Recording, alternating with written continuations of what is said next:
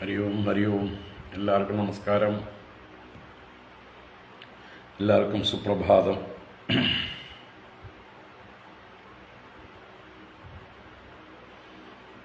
ഓം ശുക്ലാംബരധരം വിഷ്ണും ശശിവർണം ചതുർഭുജം പ്രസന്നവദനം ധ്യായേത് സർവവിഘ്നോപശാന്തയേ. ഗുരവേ സർവലോകാനാം ഭിഷജേ ഭവരോഗിണാം നിധയേ സർവവിദ്യാനാം ദക്ഷിണാമൂർത്തയേ നമഃ.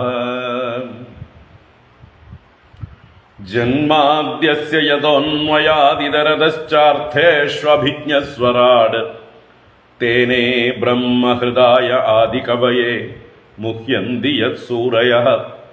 തേജോ വാരിമൃതാം യദാ വിനിമയോ യത്ര ത്രിസർഗോ മൃഷാ ധാംനാ സ്വേന സദാ നിരസ്തകുഹകം സത്യം പരം ധീമഹി. ധർമ്മഃ പ്രോജ്ജിതകൈതവോऽത്ര പരമോ നിർമ്മത്സരാണാം സതാം. വേദ്യം വാസ്തവമത്ര വസ്തു ശിവദം താപത്രയോന്മൂലനം. ശ്രീമദ്ഭാഗവതേ മഹാമുനികൃതേ കിം വാ പരൈരീശ്വരഃ. സദ്യോ ഹൃദ്യവരുദ്ധ്യതേത്ര കൃതിഭിഃ ശുശ്രൂഷുഭിസ്തൽക്ഷണാത്. നിഗമകൽപതരോർഗളിതം ഫലം സുഖമുഖാദമൃതദ്രവസംയുതം. പിബത ഭാഗവതം രസമാലയം മുഹുരഹോ രസികാ ഭുവി ഭാവുകാഃ. നാരായണം നമസ്കൃത്യ നരം ചൈവ നരോത്തമം ദേവീം സരസ്വതീം വ്യാസം തതോ ജയമുദീരയേത്. യം പ്രവ്രജന്തമനുപേതമപേതകൃത്യം ദ്വൈപായനോ വിരഹകാതര ആജുഹാവ. പുത്രേതി തന്മയതയാ തരവോഭിനേതുഃ തം സർവഭൂതഹൃദയം മുനിമാനതോസ്മി. യസ്വാനുഭാവമഖിലശ്രുതിസാരമേകം അധ്യാത്മദീപമതിതിദീർഷതാം തമോന്തം. സംസാരിണാം കരുണയാഃ പുരാണഗുഹ്യം തം വ്യാസസൂനുമുപയാമി ഗുരും മുനീനാം. മൂകം കരോതി വാചാലം പങ്കും ലംഘയത്തെ ഗിരിം യത്കൃപാതമഹം വന്ദേ പരമാനന്ദമാധവം. യം ബ്രഹ്മാ വരുണേന്ദ്രരുദ്രമരുതഃ സ്തുന്വന്തി ദിവ്യൈസ്തവൈഃ വേദൈഃ സാംഗപദക്രമോപനിഷദൈഃ ഗായന്തി യം സമഗാഃ. ധ്യാനാവസ്ഥിതതദ്ഗതേന മനസാ പശ്യന്തി യം യോഗിനോ യസ്യാന്തം ന വിദുഃ സുരാസുരഗണാഃ. ദേവായ തസ്മൈ നമഃ. കോമളം കൂജയൻ വേണും ശ്യാമളോയം കുമാരകഃ. വേദവേദ്യം പരം ബ്രഹ്മ ഭാസതാം പുരതോ മമ. ഭൂതൈർമഹദ്ഭിർയയിമാ പുരോ വിഭുഃ നിർമായശേതേ യദമൂഷു പൂരുഷഃ. ഭുങ്ക്തേ ഗുണാൻ ഷോഡശാത്മകഃ സോലങ്കൃഷീഷ്ട ഭഗവാൻ വജാംസി മേ. സച്ചിദാനന്ദരൂപായ വിശ്വോത്പത്യാദിഹേതവേ താപത്രയ വിനാശായ ശ്രീകൃഷ്ണായ വയം നുമഃ. കൃഷ്ണായ വാസുദേവായ ഹരയേ പരമാത്മനി പ്രണതക്ലേശനാശായ ഗോവിന്ദായ നമോ നമഃ.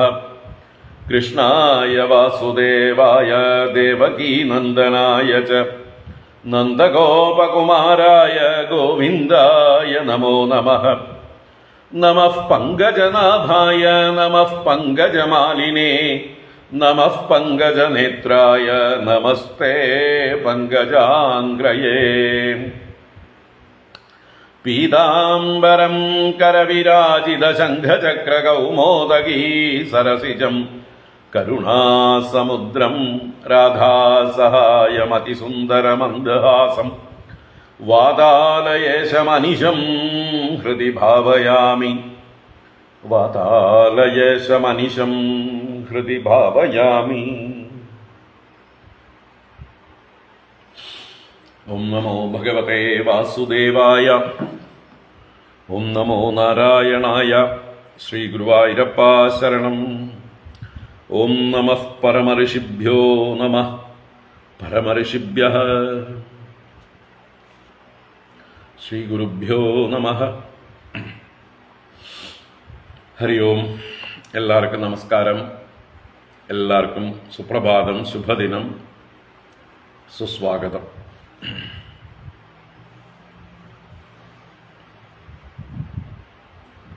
ശ്രീമദ് ഭാഗവത ജ്ഞാനഗംഗ ശ്രീകൃഷ്ണ ലീലാമൃതം, അതിലേക്ക് ഏവർക്കും സുസ്വാഗതം, സുസ്വാഗതം. ഭാഗവത ജ്ഞാനഗംഗയിൽ ദശമസ്കന്ധം 12-ാം അധ്യായമാണ് നമ്മൾ ഇന്നലെ വൈകിട്ട് ആരംഭിച്ചു. അഗാസുരവധം, അതാണ് ഈ 12-ാം അധ്യായത്തിലെ ഏറ്റവും പ്രധാനപ്പെട്ട കഥ. അതിനു മുമ്പുള്ള ഭഗവാന്റെ ലീലകൾ, വനഭോജനത്തിനായിക്കൊണ്ട് വീട്ടിൽ നിന്ന് ഭക്ഷണ പദാർത്ഥങ്ങളുമായി കൂട്ടുകാരുമായി വൃന്ദാവനത്തിലേക്ക് പശുക്കുട്ടികളുമായി പോകുന്നതും അവിടെ നടക്കുന്നതായിട്ടുള്ള പല കളികളെക്കുറിച്ചും സൂചിപ്പിച്ചു. വിവിധങ്ങളായ പ്രകൃതിയുമായി ഇഴുകിച്ചേർന്ന് കൊണ്ടുള്ളതായിട്ടുള്ള ഭഗവാന്റെ നേതൃത്വത്തിലുള്ള കുട്ടികളുടെ കളി, അതൊരു 12 ശ്ലോകം കൊണ്ട് വർണ്ണിച്ച് ആ ഗോപബാലന്മാരുടെ ഭാഗ്യത്തെക്കുറിച്ച് പറഞ്ഞുകൊണ്ടാണ് നമ്മൾ ഇന്നലെ നിർത്തിയത്. ഇനി 13-ാം ശ്ലോകം മുതൽക്കാണ് പറയാനുള്ളത്. അഗാസുരനെക്കുറിച്ച് വർണ്ണിച്ചുകൊണ്ട് ആ അഗാസുരൻ്റെ വായിലേക്ക് കുട്ടികളെല്ലാം അറിയാതെ ചെന്ന് കയറുന്നതും, ഒരു ഗുഹയാണെന്ന് വിചാരിച്ചാണ് അവർ കയറുന്നത്. വളരെ രസകരമായിട്ടാണ് അതിൻ്റെ അവതരണമെല്ലാം. അത് കഴിഞ്ഞ് ഭഗവാൻ അഗാസുരൻ്റെ വായിലേക്ക് തന്നെ കയറുന്നതും അഗാസുരനെ ശ്വാസം മുട്ടിച്ച് കൊല്ലുന്നതുമായിട്ടുള്ള കഥ വിസ്തരിച്ച് നമുക്ക് കാണാം. നമുക്കിപ്പോൾ ആദ്യം പാരായണം ചെയ്യാം. 12-ാം അധ്യായം. ഓം നമോ ഭഗവതേ വാസുദേവായ. അഥ ശ്രീമദ്ഭാഗവതേ ദശമസ്കന്ധേ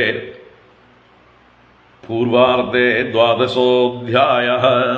ശ്രീശുക ഉവാച. ക്വചിദ്വനാശായ മനോദധത് പ്രജാത് പ്രാതഃ സമുക്തായ വയസ്യ വത്സപാൻ പ്രബോധയൻ ശൃംഗരവേണ ചാരുണ വിനിർഗതോ വത്സപുരസ്സരോ ഹരി. തേനൈവ സാകം പൃഥുഗാ സഹസ്രശഃ സ്നിഗ്ധാ സുശിഗ്വേത്ര വിഷാണവേണവഃ സ്വാൻ സ്വാൻ സഹസ്രോപരി സംഖ്യയാന്വിതാൻ വത്സാൻ പുരസ്കൃത്യ വിനിര്യയുർമുദാം. കൃഷ്ണവത്സൈരസംഖ്യാതൈർയൂഥീകൃത്യ സ്വവത്സകാൻ ചാരയന്തോർഭലീലാഭിഃ വിജഹ്രുസ്തത്ര തത്രഃ. ഫലപ്രവാളസ്തപകസുമനഃ പിഞ്ചധാതുഭിഃ കാചകുഞ്ചാമണിസ്വർണഭൂഷിതാ അപ്യഭൂഷയൻ മുഷ്ണന്തോന്യോന്യശിക്യാദീൻ ജ്ഞാതാൻ ആരാച്ച ചിക്ഷിഭുഃ തത്രത്യാശ്ച പുനർദൂരാത് ഹസന്തശ്ച പുനർദദുഃ. യദി ദൂരം ഗതകൃഷ്ണോ വനശോഭേക്ഷണായതം അഹം പൂർവം ഇതി സംസ്പൃശ്യ രേമിരേ. കേചിദ്വേണൂൻ വാദയന്തോദ്മാന്തഃ ശൃംഗാണി കേചന കേചിദ്ഭൃംഗൈ പ്രഗായന്തഃ കൂജന്തഃ കോകിലൈഃ പരേ. വിച്ഛായാഭിഃ പ്രധാവന്തോ ഗച്ഛന്തഃ സാധുഹംസകൈഃ ബകൈരുപവിശന്തശ്ച നൃത്യന്തശ്ച കലാഭിഭിഃ. വികർഷന്തഃ കീശബാലാൻ ആരോഹന്തശ്ച തൈർദ്രുമാൻ വികുർവന്തശ്ച തൈഃ സാകം പ്ലവന്തശ്ച പലാശിഷു. സാകം ഭേഗൈർവിലംഘന്തഃ സരിൽ പ്രസ്രവ സംപ്ലുതാഃ വിഹസന്തഃ പ്രതിച്ഛായാഃ ശപന്തശ്ച പ്രതിസ്വനാൻ. ഇത്തം സതാം ബ്രഹ്മസുഖാനുഭൂത്യ ദാസ്യം ഗതാനാം പരദൈവതേന മായാശ്രിതാനാം നരദാരകേണ സാകം വിജഹൃകൃത പുണ്യപുഞ്ചാഃ യൽപാദപാം സുർബഹുജന്മ കൃത്സതോ ധൃതാത്മഭിർയോഗിഭിരപ്യലഭ്യ സയേവ യദൃഗ്വിഷയ സ്വയം സ്ഥിതഃ കിം വർണ്യതേദിഷ്ടമതോ വ്രജൗകസാം അദാഘനാമാഭ്യപതന്മഹാസുരഃ തേഷാം സുഖക്രീഡന വീക്ഷണാക്ഷമഃ നിത്യം യദന്തർനിജജീവിതേപ്സുഭിഃ പീതാമൃതൈരപ്യമരൈഃ പ്രതീക്ഷ്യത്തെ ദൃഷ്ട്വാർഭകാൻ കൃഷ്ണമുഖാൻ അഘാസുരഃ കംസാനുശിഷ്ടഃ സ ഭഗീഭഗാനുജഃ അയം തു മേ സോദരനാശകൃത്തയോഃ ദ്വയോഃ മമൈനം സബലം ഹനിഷ്യേ ഏതേ യദാമൽസുഹൃദോസ്തിലാഭഃ കൃതാസ്തദാ നഷ്ടസമാവ്രജൗകസഃ പ്രാണേ ഗതേ വർഷ്മസുഖാനുചിന്ത പ്രജാസവ പ്രാണഭൃതോ ഹിയേതേ ഇതി വ്യവസ്യാജകരം ബൃഹദ്വപുഃ സയോജനായാമമഹാദ്രിപീവരം ധൃത്വാത്ഭുതം വ്യാപ്തഗുഹാനനം തദാ പതിവ്യശേതഗ്രസനാശയാഖലഃ ദരാധരോഷ്ഠോ ജലദോത്തരോഷ്ഠോ ദര്യാനനാന്തോ ഗിരിശൃംഗദംഷ്ട്രഃ ദ്വാന്താന്തരാസ്യോ വിതതാദ്വജിഹ്വഃ പരുഷാനിലശ്വാസദവേക്ഷണോഷ്ണഃ ദൃഷ്ട്വാ തം താദൃശം സർവേ മത്വാ വൃന്ദാവനശ്രിയം വ്യാത്താജകരതുണ്ടേന ഹ്യുൽപ്രേക്ഷന്തേ സ്മലീലയാ അഹോ മിത്രാണി ഗതത സത്വകൂടം പുരസ്ഥിതം അസ്മൽ സംഗ്രസന വ്യാതവ്യാളതുണ്ടായ തേ നവാം സത്യമർക്കകരാരക്തമുത്തരാഹനുവദ്ഘനം അധരാഹനുവദ്രോദസ്ഥൽ പ്രതിച്ഛായയാരുണം പ്രതിസ്പർദ്ദേ സൃക്കിഭ്യാം സവ്യാസവ്യേ നഗോദരേ തുംഗശൃംഗാലയോപ്യേതാഃ തദ്ദംഷ്ട്രാഭിശ്ച പശ്യത ആസ്തൃതായാമമാർഗോയം രസനാം പ്രതിഗർജതി ഏഷാമന്തർഗതം ദ്വാന്തം ഏതദപ്യന്തരാനനം ദാവോഷ്ണഖരവാദോയം ശ്വാസബദ്ധാതി പശ്യത തദ്ദഗ്ധസത്വദുർഗന്ധോപി അന്തരാനിഷഗന്ധവത് അസ്മാൻ കിമത്ര ഗ്രസിതാനിവിഷ്ടാൻ അയം തദാ ചേത് ഭഗവദ് വിനശ്യതി ക്ഷണാദനേനേതി ബകാര്യു ഉഷന്മുഖം വീക്ഷ്യോധ്വസന്ത കരതാടനൈര്യയുഃ ഇത്തം മിതോ തത്യമതജ്ഞ ഭാഷിതം ശ്രുത്വാ വിചിന്യേതി അമൃഷാമൃഷായതേ രക്ഷോ വിദിത്വാഖിലഭൂതഹൃസ്ഥിതഃ സ്വാനാം നിരോദ്ധും ഭഗവാൻ മനോദദേ താവൽ പ്രവിഷ്ടാസ്തു ത്വസുരോദരോദരം അസുരോദരാന്തരം പരം നഗീർണാഃ ശിശവഃ സവത്സാഃ പ്രതീക്ഷമാണേന ബകാരിവേഷനം ഹതസ്വകാന്തസ്മരണേന രക്ഷസാ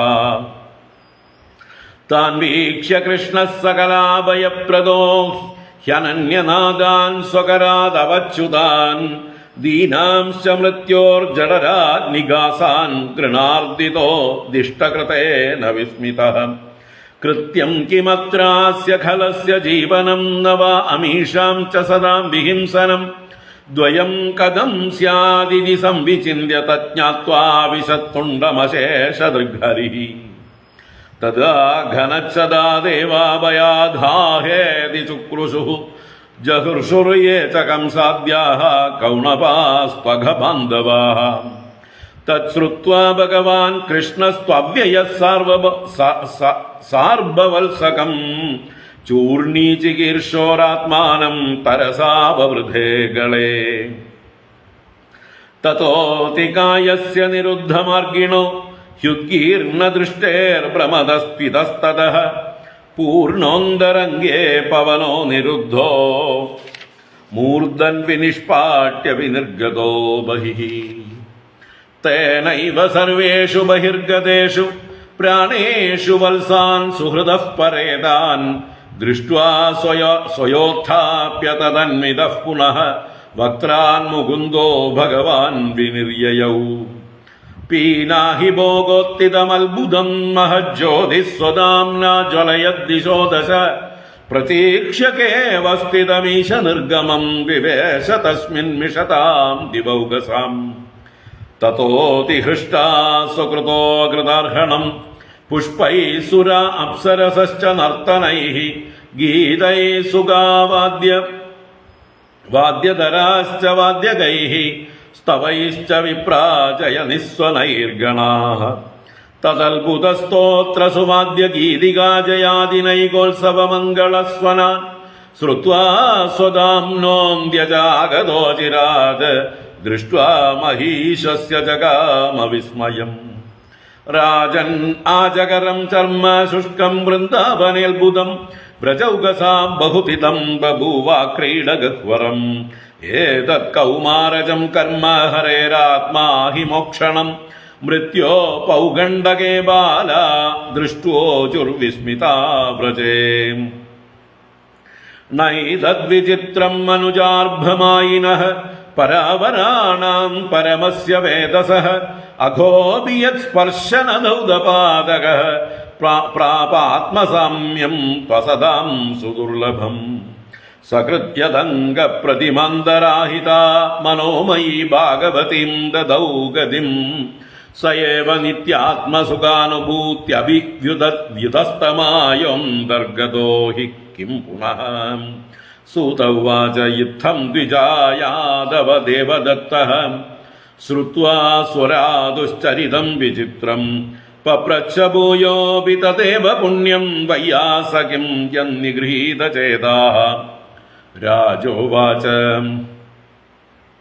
ബ്രഹ്മൻ കാലാന്തരകൃതം തത്കാലീനം കഥം ഭവേത് യൽ കൗമാരേ ഹരികൃതം ജഗുഃ പൗഗണ്ഡകേർഭഗാഃ തൽബ്രൂഹി മേ മഹായോഗിൻ പരം കൗതൂഹലം ഗുരോ നൂനമേതധരേരേവ മായാ ഭവതി നാന്യതാ വയം ധന്യതമാലോകേ ഗുരോഭി ക്ഷത്രബന്ധവഃ യൽപിബാമോ മുഹുസ്ത്വത്തഃ പുണ്യം കൃഷ്ണകഥാമൃതം സൂത ഉവാച ഇത്തം സ്മ പൃഷ്ടഃ സ തു ബാദരായണിഃ തൽസ്മാരിതാനന്ദഹൃദാഖിലേന്ദ്രിയഃ കൃച്ഛ്രാത് പുനർലബ്ധബഹിർദൃശിഃ ശനൈഃ പ്രത്യാഹതം ഭാഗവതോത്തമോത്തമാം. ഹരി ഓം. ഇതി ശ്രീമദ്ഭാഗവതേ മഹാപുരാണേ പാരമഹംസ്യാം സംഹിതായാം ദശമസ്കന്ധേ പൂർവാർദ്ധേ ദ്വാദശോऽധ്യായഃ. സർവത്ര ഗോവിന്ദനാമ സങ്കീർത്തനം. ഗോവിന്ദ ഗോവിന്ദ. നാരായണാഖില ഗുരോ ഭഗവൻ നമസ്തേ. നാരായണാഖില ഗുരോ ഭഗവൻ നമസ്തേ. നാരായണാഖില ഗുരോ ഭഗവൻ നമസ്തേ. നാരായണ.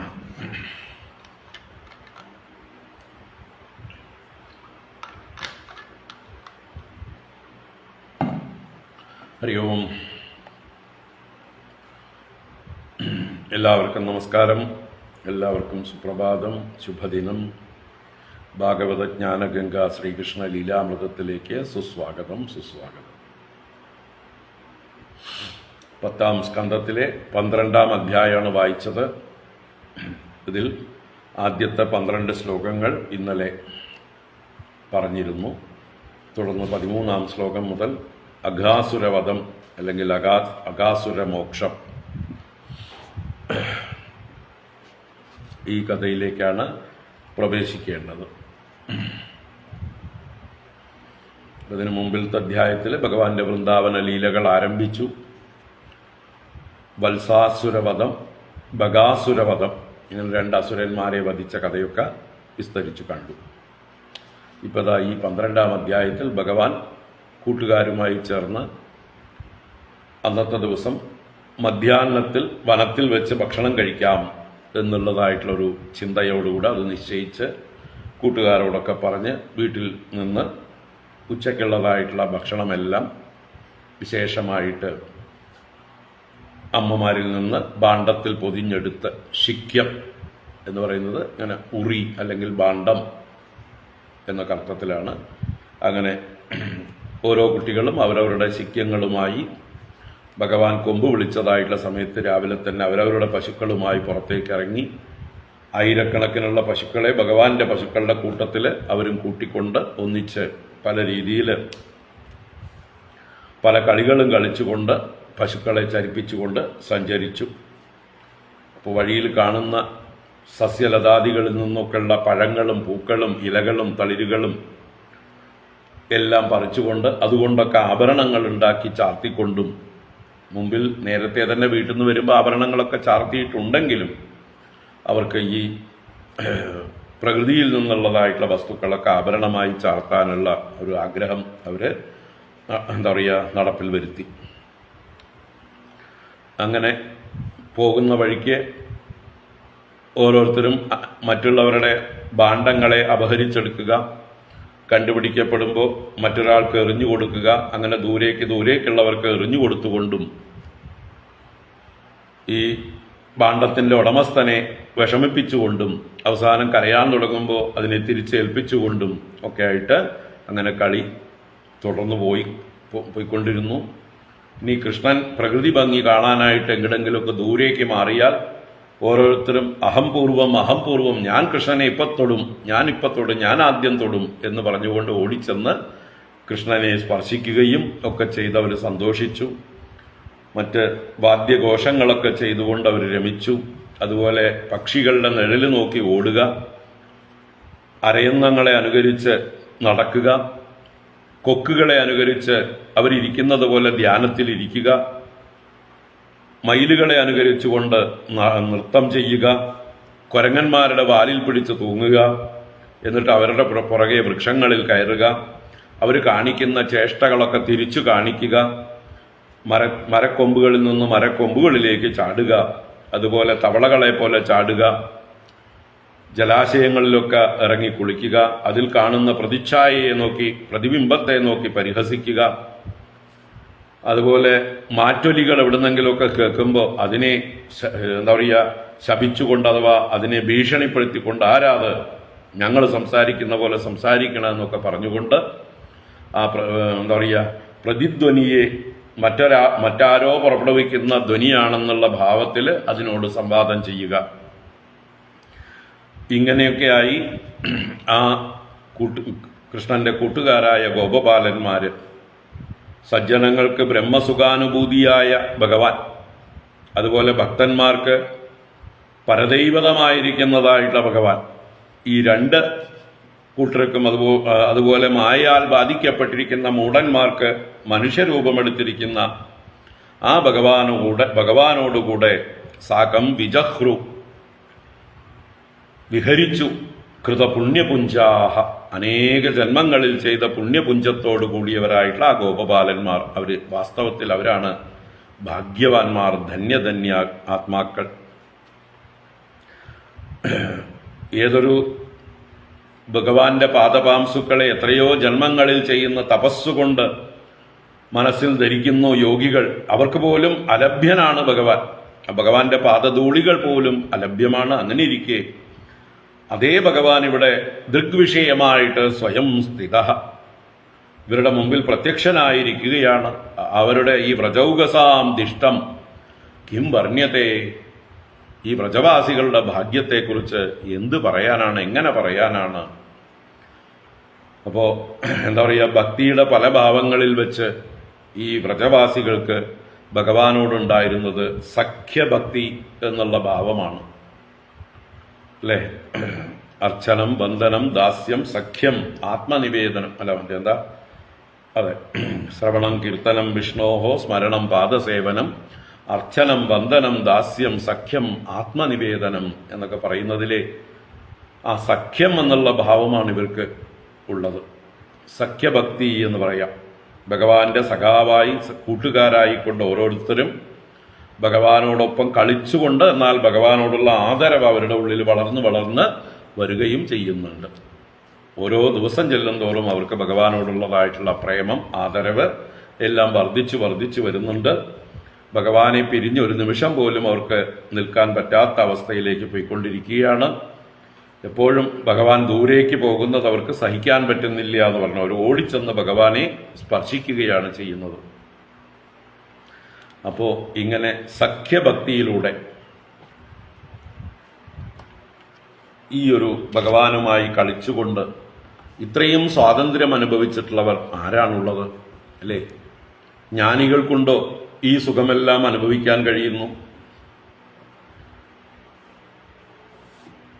മറ്റ് ദാസന്മാരായിരിക്കുന്ന ഭക്തന്മാർക്കും ഭഗവാനോട് ബഹുമാനവും ആദരവും കുറച്ചൊരു അകൽച്ചയും ഉണ്ടാകും. ഭഗവാൻ സ്വാമി, നമ്മൾ ദാസൻ എന്നുള്ള ഭേദബുദ്ധിയുണ്ട്. ദാസന്മാരൊരിക്കലും സ്വാമിയാവാൻ പറ്റില്ല, സ്വാമിയുടെ അടുത്ത് നിൽക്കാൻ പറ്റില്ല. സ്വാമി എവിടെ കിടക്കണോ, നമ്മൾ ദാസന്മാരെവിടെ കിടക്കണമെന്നായിരിക്കും ദാസ്യഭക്തി. അങ്ങനെയുള്ള ഭക്തന്മാർ. അതുപോലെ ജ്ഞാനികൾക്ക് നിർഗുണ നിരാകാരമായിരിക്കുന്ന ആ ഭാവമാണ്, അതിൽ യാതൊരു തരത്തിലുള്ള മാധുര്യവുമില്ല. അപ്പോൾ ഈ ജ്ഞാനികൾ അനുഭവിക്കാത്ത മാധുര്യവും ഭക്തന്മാർ അനുഭവിക്കാത്ത സ്വാതന്ത്ര്യവും ഈ സഖ്യഭക്തിയിലൂടെ അഥവാ ഭഗവാന്റെ കൂട്ടുകാരായിരിക്കുന്ന ഗോപപാലന്മാർ അനുഭവിക്കുകയാണ്. എത്ര എത്ര ഭാഗ്യവാന്മാരാണ് അവർ! ഭഗവാനോട് എന്തൊരു സ്വാതന്ത്ര്യമാണ് അവർക്ക്! ഭഗവാനോട് അവർക്ക് എന്തും പറയാം, എന്തും ചെയ്യാം, ഒരു സങ്കോചവുമില്ല. അവരെ എന്താ പറയുക, നിരങ്കുശരായിട്ട് ആരും പിന്നിൽ നിന്ന് അരുതേ എന്ന് പറയാനില്ല. എന്തും പറയാം, കാരണം കൂട്ടുകാരാണ്. കൂട്ടുകാർ തമ്മിലുള്ളതായിട്ടുള്ള ബന്ധം എന്നുള്ളത് സ്വതന്ത്രമായിട്ടുള്ള ബന്ധമാണ്. യാതൊരു തരത്തിലുള്ള കണ്ടീഷനും ഇല്ലാത്തതായിട്ടുള്ള സ്നേഹമാണ്.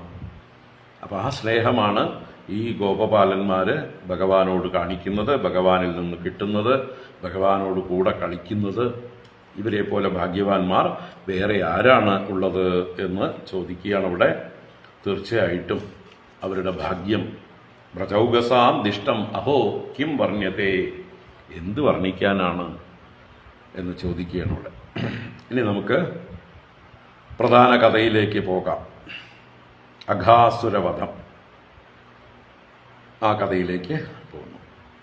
അധാഗനാമാഭ്യപതൻ മഹാസുരഃ തേഷാം സുഖക്രീഡനവീക്ഷണാക്ഷമഃ നിത്യം യദന്തർനിജജീവിതേപ്സുഭിഃ പീതാമൃതൈരപ്യമരൈഃ പ്രതീക്ഷ്യത്തെ.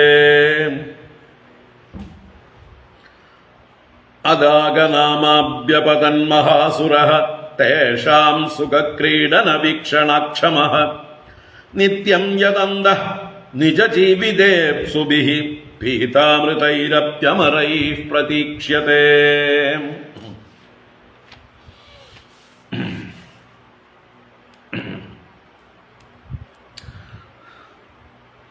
നാരായണ.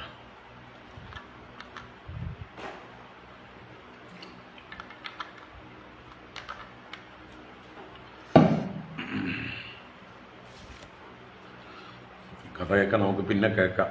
ഈ കൂട്ടുകാരൊക്കെ ഭഗവാനെ കാണുന്നുണ്ടല്ലോ സൂര്യഗ്രഹണ കാലത്ത്. സമന്ത പഞ്ചകത്തിൽ വെച്ച് വീണ്ടും അവർ തമ്മിൽ കൂടിക്കാഴ്ചയുണ്ട്. കുചേലൻ ഈ കൂട്ടത്തിൽ പെടുന്നതുമല്ല. കുചേലൻ സഹപാഠിയാണ്, വിദ്യാർത്ഥിയായിരിക്കുമ്പോൾ കൂടെ പഠിച്ചതാണ്. വ്യത്യാസമുണ്ട്, കഥ വ്യത്യാസമുണ്ട്. നമ്മൾക്ക് വ്യാസൻ പറഞ്ഞത് കേട്ടാൽ മതി. നമ്മുടേതായിട്ടുള്ള അല്പബുദ്ധി കൊണ്ടുള്ളതായിട്ടുള്ള എന്താ പറയുക സങ്കല്പങ്ങളൊന്നും അതിൽ കൂട്ടിക്കലർത്തേണ്ടതില്ല.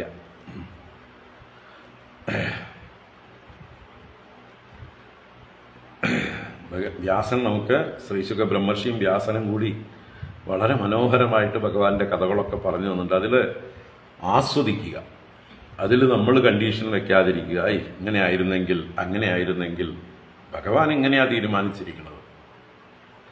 വ്യാസൻ ഇങ്ങനെയാണ്, ശ്രീശുഖ ബ്രഹ്മർഷി ഇങ്ങനെയാണ് പറഞ്ഞിട്ടുള്ളത്. അതിൽ നമ്മുടേതായിട്ടുള്ള എന്താ പറയുക സങ്കല്പങ്ങൾ, അങ്ങനെ ആയിരുന്നെങ്കിൽ നന്നായിരുന്നു, ഇങ്ങനെ ആയിരുന്നെങ്കിൽ നന്നായിരുന്നു. എന്തിനാത്? നിങ്ങളിന്ന് ഭാഗവതം മാറ്റി എഴുതൂ, ഭഗവാന്റെ ചരിത്രമേ മാറ്റി എഴുതൂ. അങ്ങനെ മാറ്റി എഴുതേണ്ട കാര്യമില്ല. ഓരോരുത്തർക്കും എന്ത് റോളാണ് അത് ഭഗവാൻ നിശ്ചയിച്ചിട്ടുണ്ട്. അതാത് റോളിൽ അവർ പ്രത്യക്ഷപ്പെടും. അത് കഴിഞ്ഞ് അവർ തിരശ്ശീലയ്ക്ക് പുറകിലേക്ക് പോകും. അതിനുശേഷം എന്ത് നടന്നു എന്നുള്ളത് നമ്മൾ കൂടുതൽ തലമുണ്ടാക്കേണ്ട കാര്യം ഇല്ല. നാരായണ. ഓ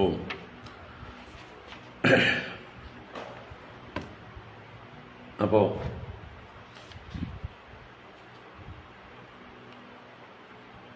അഥാഗനാമാഭ്യപതന്മഹാസുരഃ തേഷാം സുഖക്രീഡനവീക്ഷണാക്ഷമഃ നിത്യം യദന്തർനിജ ജീവിതേപ്സുഭിഃ പീതാമൃതൈരപ്യമരൈ പ്രതീക്ഷ്യത്തെ. ഇവിടെ അഘനാമ അഭ്യപതത് മഹാസുരഃ. അഥ അനന്തരം പിന്നീട്. അപ്പൊ ഇവര് ഈ വനാശനത്തിനായി കൊണ്ട് പോയിട്ടുള്ള ദിവസം തന്നെയാണ്. ഭക്ഷണമെല്ലാം ഇവര് കൊണ്ടുപോയത് വൃക്ഷങ്ങളിൽ കെട്ടിത്തൂക്കിയിട്ടുണ്ട് എന്നുള്ളത് പിന്നീട് നമുക്ക് മനസ്സിലാവും. ഇപ്പൊ പറഞ്ഞില്ലെങ്കിലും അവിടുന്ന് ഭക്ഷണങ്ങളെല്ലാം അഴിച്ചെടുക്കുന്നുണ്ട് എന്ന് പറയുമ്പോൾ മുമ്പേ കെട്ടിയിട്ടുണ്ട് എന്നുള്ളത് അവിടെ ഊഹിക്കാവുന്നതാണ്. അത് അടുത്ത അധ്യായത്തിലാ പറയുക അല്ലേ? അടുത്ത അധ്യായത്തില്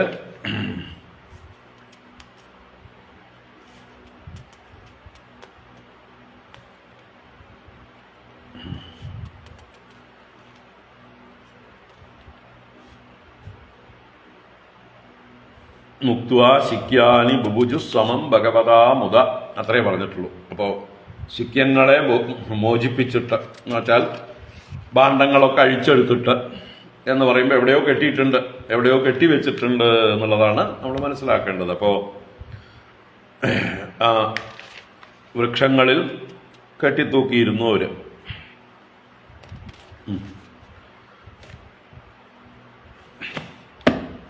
എന്തായാലും അതിനെയും കയ്യിൽ പിടിച്ചുകൊണ്ട് കളിക്കില്ല. അപ്പൊ അവർ സുരക്ഷിതമായിട്ട് അവിടെ ബാണ്ഡീരകം എന്നുള്ളതായിട്ടുള്ള വലിയ വൃക്ഷമുണ്ട്. ആ വൃക്ഷത്തിന്റെ ഞാന്ന് കിടക്കുന്ന അനേക ശാഖകളുണ്ട്, വലിയ വലിയ കൊമ്പുകൾ, വിടവങ്ങൾ. അതിലൊക്കെ ഓരോരോ ശാഖകളിലും ഓരോ കൂട്ടരും ഇത് ഞങ്ങളുടെ ഭക്ഷണം, ഇത് എൻ്റെ ഭക്ഷണം, ഇത് എൻ്റെ ഭക്ഷണം, ഇതാരും തുടരുത്, ഇത് എൻ്റേതാണെന്ന് പ്രത്യേകം പ്രത്യേകം അവരുടെ കെട്ടിക്കൊണ്ടുവന്ന തുണികൾക്ക് തന്നെ വർണ്ണ വ്യത്യാസം ഉണ്ടാവും. അതിന് പുറമെ എന്തെങ്കിലുമൊക്കെ വ്യത്യാസങ്ങൾ ഉണ്ടാക്കാൻ വേണ്ടി, തിരിച്ചറിയാൻ വേണ്ടി അവര് വല്ല പൂക്കളോ കായ്കളോ ഇലകളോ കമ്പുകളോ എന്തെങ്കിലുമൊക്കെ അതിനോട് കൂടി ചേർത്ത് ബന്ധിച്ച് ഇത് ഞങ്ങളുടേതാണ് ഞങ്ങളുടേതാണ് എന്ന് പറഞ്ഞ് എടുത്തു വെച്ചിട്ടുണ്ട്. ഉറി തൂക്കിയിരിക്കുന്ന പോലെ. ആ ശിക്യം എന്ന് പറഞ്ഞാൽ ഉറി എന്നും അർത്ഥമുണ്ടല്ലോ. അപ്പൊ അവിടെ മരക്കൊമ്പുകളിൽ ഉറിയായിട്ട് കെട്ടിത്തൂക്കി. എന്നിട്ട് അവർ കളികളിൽ മുഴുകി. സാധാരണ അങ്ങനെ തന്നെയാണ്, അവർ ചെന്ന് കഴിഞ്ഞാൽ കളികളിൽ മുഴുകും. അപ്പൊ അങ്ങനെ പശുക്കുട്ടികളെ മേയാൻ വിട്ട് അങ്ങനെ കളികളിൽ മുഴുകിയതായിട്ടുള്ള സമയത്ത് അവിടെ അഘനാമ അഭ്യപതത് മഹാസുര. അഘൻ എന്ന പേരുള്ളതായിട്ടുള്ള ഒരു മഹാസുരൻ അഭ്യപതത്. ഒരു അസുരൻ, വലിയ അസുരൻ, ഘോരനായിട്ടുള്ള അസുരൻ വന്ന് അഭിപതിച്ചു. അവിടെ വന്നു വീണു, അല്ലെങ്കിൽ ചാടി വന്നു, ഇവരുടെ നേർക്ക് വന്നു എന്നൊക്കെ അർത്ഥം. അപ്പൊ ഇവരെ ഹനിക്കാനായിക്കൊണ്ടാണ്. അദ്ദേഹത്തെ കുറിച്ച് പറയണു, തേഷാം സുഖക്രീഡന വീക്ഷണ അക്ഷമഃ. തേഷാം ഈ ബാലകാനാം, ഈ ഗോപബാലന്മാരും രാമനും കൃഷ്ണനുമെല്ലാം സുഖമായി ക്രീഡനം ചെയ്യുന്നു. പലതരത്തില് കളികൾ സന്തോഷമായിട്ട് കളിച്ചുകൊണ്ടിരിക്കുന്നു, ആനന്ദമായിട്ട് കഴിയണു. അത് കണ്ടിട്ട് വീക്ഷണ അക്ഷമഃ, അക്ഷമഃ അസഹിഷ്ണു, അത് സഹിക്കാൻ അവന് സാധിക്കുന്നില്ല. വല്ലാത്ത ശത്രുത അവന്റെ ഉള്ളില് ഈ രാമകൃഷ്ണന്മാരോടും ഗോപബാലന്മാരോടും ഒക്കെ ഉള്ളതായിട്ടുള്ള അവരോട് ശത്രുതാ ബുദ്ധി. കാരണം ഇവൻ അസുരനാണ്, സ്വാഭാവികമായിട്ടുള്ള അസുര സ്വഭാവം. ഇവർ ദേവാംശങ്ങളാണ്, അല്ലെങ്കിൽ രാമനും കൃഷ്ണനും ദേവന്മാർ തന്നെയാണ്. ഗോപകുമാരന്മാരൊക്കെ ദേവാംശജാതന്മാരാണ്. അപ്പൊ ദേവാസുരന്മാർ തമ്മിൽ കാണുമ്പോണ്ടാകുന്ന പാമ്പും കീരിയും പോലെയുള്ളതായിട്ടുള്ള ആ ഒരു സ്വഭാവം പുറത്തേക്ക് വരുന്നു. അതുമാത്രമല്ല, ഇനി തന്റെ മൂത്ത 2 സഹോദരങ്ങളെ കൊന്നവരാണ് ഈ കൃഷ്ണനും രാമനും ഒക്കെ. ആ ശത്രുതയുണ്ട്. ഇനി കംസന്റെ ഭൃത്യനാണ് എന്നുള്ളതുകൊണ്ട് കംസന്റെ ശത്രുക്കളാണ് ഇവര്. അതുകൊണ്ട് തന്റെയും ശത്രുക്കളാണ്. കംസൻ പറഞ്ഞയച്ചവനാണ് ഈ അകാസുരൻ. ഇങ്ങനെ പലതുകൊണ്ടും ഇവരോട് ശത്രുതയുള്ളത് കൊണ്ട് ഇവർ സുഖമായി കളിക്കുന്നത് കാണുമ്പോൾ ഒട്ടും ക്ഷമയില്ല, സഹിക്കുന്നില്ല എന്നർത്ഥം. അതാണ് തേഷാം സുഖക്രീഡന വീക്ഷണ അക്ഷമഃ. അങ്ങനെ അക്ഷമനായിട്ട്. എന്നാൽ അസുരന്മാർക്ക് പോലും ഇവനെ പേടിയാണ്. ഈ അഘാസുരനെ ദേവന്മാർക്ക് പോലും പേടിയാണ്. ആ ദേവന്മാർ പോലും ഇവന്റെ അന്ത്യം കാത്തു നിൽക്കുകയാണ്. ഇവനൊന്ന് ചത്തു കിട്ടിയിരുന്നെങ്കിൽ എന്ന് ആഗ്രഹിക്കുന്നു. ആര്? അമൃതപാനം ചെയ്തിട്ടുള്ള ദേവന്മാർ പോലും. അപ്പോൾ അമൃതപാനം പോലും ഒരു ഗ്യാരണ്ടി ആവുന്നില്ല ജീവിതത്തിന്. അമൃതപാനം സുഖജീവിതത്തിന് ഗ്യാരണ്ടി അല്ല എന്ന് സൂചിപ്പിക്കുകയാണ് ഇവിടെ. അതുകൊണ്ടൊന്നും വലിയ കാര്യമില്ല. കാര്യം ഉണ്ടാവണമെങ്കിൽ ഭഗവാന്റെ കൂടെ രമിക്കണം, ഭഗവാന്റെ കളികൾ കാണണം, ഈ ഗോപപാലന്മാരെ പോലെ സന്തോഷിക്കാൻ. അപ്പോ ഭഗവാന്റെ കഥകൾ കേൾക്കുന്ന നമ്മളാണ് ധന്യധന്യർ. അപ്പൊ ഇവരും ഭഗവാന്റെ കഥകൾക്ക് കാതോർക്കുകയാണ്. ആര്? ദേവന്മാർ. ഏത് കഥകൾക്ക്? അസുര നിഗ്രഹ കഥകൾക്ക്. ഭഗവാൻ എത്രത്തോളം അസുരന്മാരെ നിഗ്രഹിക്കുന്നുവോ ഈ ദേവന്മാർക്ക് അത്രയും ആശ്വാസം, അത്രയും സമാധാനം, സന്തോഷം. അപ്പൊ അവരും കൃഷ്ണൻ എന്ത് ചെയ്യണു, കൃഷ്ണൻ എന്ത് ചെയ്യണു, കൃഷ്ണൻ എന്ത് ചെയ്യണു, കൃഷ്ണൻ ആ അകാസുരനെ ഒന്ന് കൊന്നു വന്നിരുന്നെങ്കിൽ എന്ന് പ്രാർത്ഥിച്ചുകൊണ്ടിരിക്കുക. അതിനെക്കുറിച്ചാണ് നിത്യം യദന്തഃ നിജ ജീവിതേപ്സുഭിഃ പ്രീതാമൃതൈരപ്യമരൈ പ്രതീക്ഷ്യത്തെ.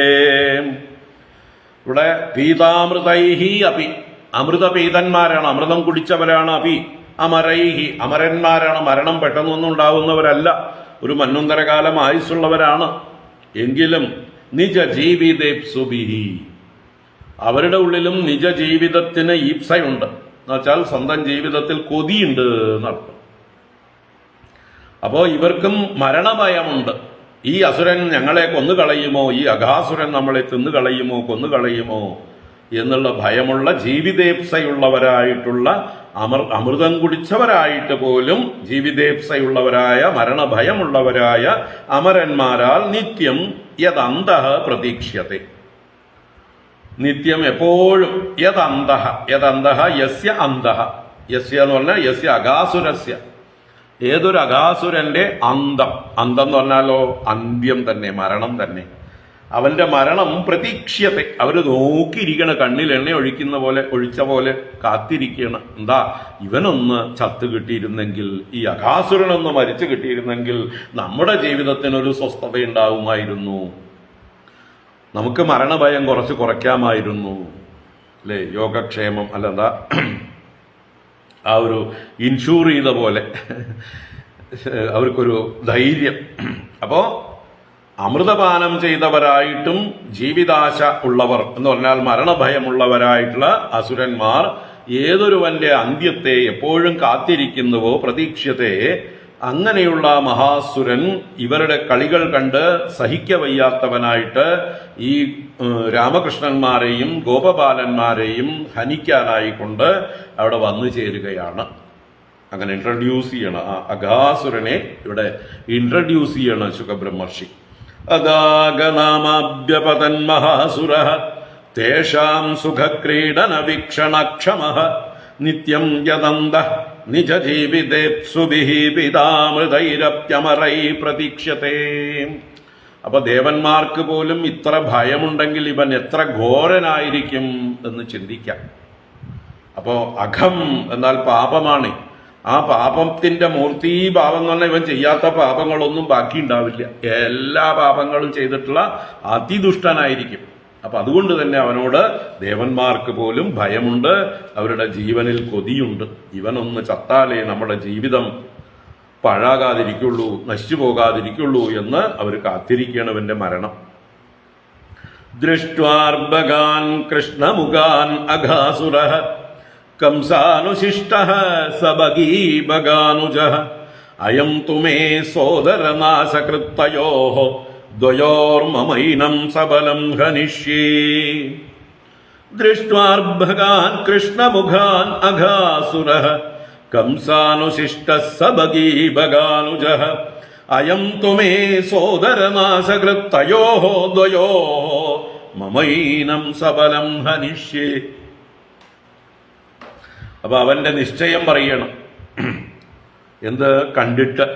അർബകാൻ കൃഷ്ണമുഖാൻ ദൃഷ്ട്വാ, കൃഷ്ണമുഖാൻ അർബകാൻ ദൃഷ്ട്വ, കൃഷ്ണൻ മുതലായ ബാലന്മാരെ കണ്ടിട്ട്. ആര്? അഘാസുര, ഈ പാപമൂർത്തിയായ അസുരൻ, ദുഷ്ടൻ. കംസാനുശിഷ്ട, നീ സ്വമേധയാ കൊല്ലണമെന്ന് ആഗ്രഹമുള്ളവനാണ്. പോരാത്തതിന് അവരുടെ രാജാവായുള്ള കംസനാൽ പ്രേരിപ്പിക്കപ്പെട്ടവനുമാണ്. അപ്പോൾ ഡ്യൂട്ടിയും കൂടിയാണ്. തന്റെ തൃപ്തി, തന്റെ സഹോദരന്മാരെ കൊന്നതിന്റെ പ്രതികാരം തന്റെ സ്വാമിയായ കംസന്റെ ആജ്ഞ നിറവേറ്റുക എന്നുള്ള ദൗത്യം. ഇതെല്ലാം കൊണ്ടും കംസാനുശിഷ്ട സ ബഗീ ബഗാനുജ, സഹ അവൻ ആരാണ്? ബഗീ ബഗാനുജ, ബഗിയുടെ അനുജനും ബഗന്റെ അനുജനുമാണ്. ബഗി എന്നതുകൊണ്ട് പൂതന, ബഗൻ എന്നതുകൊണ്ട് ബഗാസുരൻ, ആ കൊക്കിന്റെ രൂപത്തിൽ വന്ന അസുരൻ. അപ്പൊ രണ്ടുപേരുടെയും അനുജനാണ്, മൂന്നാമനാണ്. അപ്പൊ അങ്ങനെയുള്ള അസുരൻ അയം ത്വമേ സോദരനാശകൃത്ത്, കൃഷ്ണനെ നോക്കി അവൻ പറയണം, അല്ലെങ്കിൽ അവൻ ചിന്തിക്കുകയാണ്, അയം ത്വമേ സോദരനാശകൃത്ത്, ഇവൻ തന്നെയാണ് എന്റെ സഹോദരന്മാരെ നശിപ്പിച്ചവൻ, എന്റെ 2 സഹോദരങ്ങളെ കൊന്നവനാണിവൻ. എന്റെ ചേച്ചിയായ പൂതനയെയും എന്റെ ജ്യേഷ്ഠനായ ബഗാസുരനെയും വധിച്ചവനിതാ നിൽക്കുന്നു, ദുഷ്ടൻ. അയം ത്വമേ സോദരനാശകൃത് തയോഹോ ദ്വയോഹോ മമ ഏനം സബലം ഹനിഷ്യേ. തയോഹോ ദ്വയോഹോ, അവർ 2 പേർക്കും വേണ്ടി, അവരുടെ തൃപ്തിക്ക് വേണ്ടി, അവർക്ക് തർപ്പണം ചെയ്യാൻ വേണ്ടി എന്നൊക്കെ അർത്ഥമാണ്. തയോഹോ ദ്വയോഹോ, അവർ 2 പേർക്കും തൃപ്തി കിട്ടാൻ വേണ്ടി ചെയ്യുന്ന പ്രവൃത്തിയാണ് തർപ്പണം, അല്ലേ? അപ്പൊ മരണാനന്തരം ഇവർക്ക് വേണ്ടി എങ്ങനെ തർപ്പണം ചെയ്യാം? അവർ ശത്രുക്കളെ, അവരുടെ മരണത്തിന് കാരണമായ ആളെ കൊന്നുകളഞ്ഞാൽ അവർക്ക് തൃപ്തിയാവും, അവർക്ക് ആത്മാവിന് ശാന്തി കിട്ടും, അല്ലെ? പൂതനയുടെയും ബഗാസുരന്റെയും ആത്മാവിന് ശാന്തി കിട്ടണമെങ്കിൽ ഇവനെ കൊല്ലണം എന്നാണ് ഈ മൂഢനായ അഗാസുരന്റെ ചിന്ത. ഭഗവാൻ അവരുടെ ആത്മാവിനൊക്കെ ശാന്തി കൊടുത്തു കഴിഞ്ഞു. അത് പക്ഷേ ദുഷ്ടന്മാർക്ക് അറിയില്ലല്ലോ. അപ്പൊ അതുകൊണ്ട് തയോഹോ ദ്വയോഹോ, അവർ 2 പേർക്കും വേണ്ടി സബലം ഏനം ഹനിഷ്യ, ബലനോടുകൂടി, ബലരാമനോടുകൂടി ഏനം ഇവനെ ഞാൻ ഹനിക്കും, ഇവനെ ഞാൻ കൊല്ലുന്നുണ്ട്.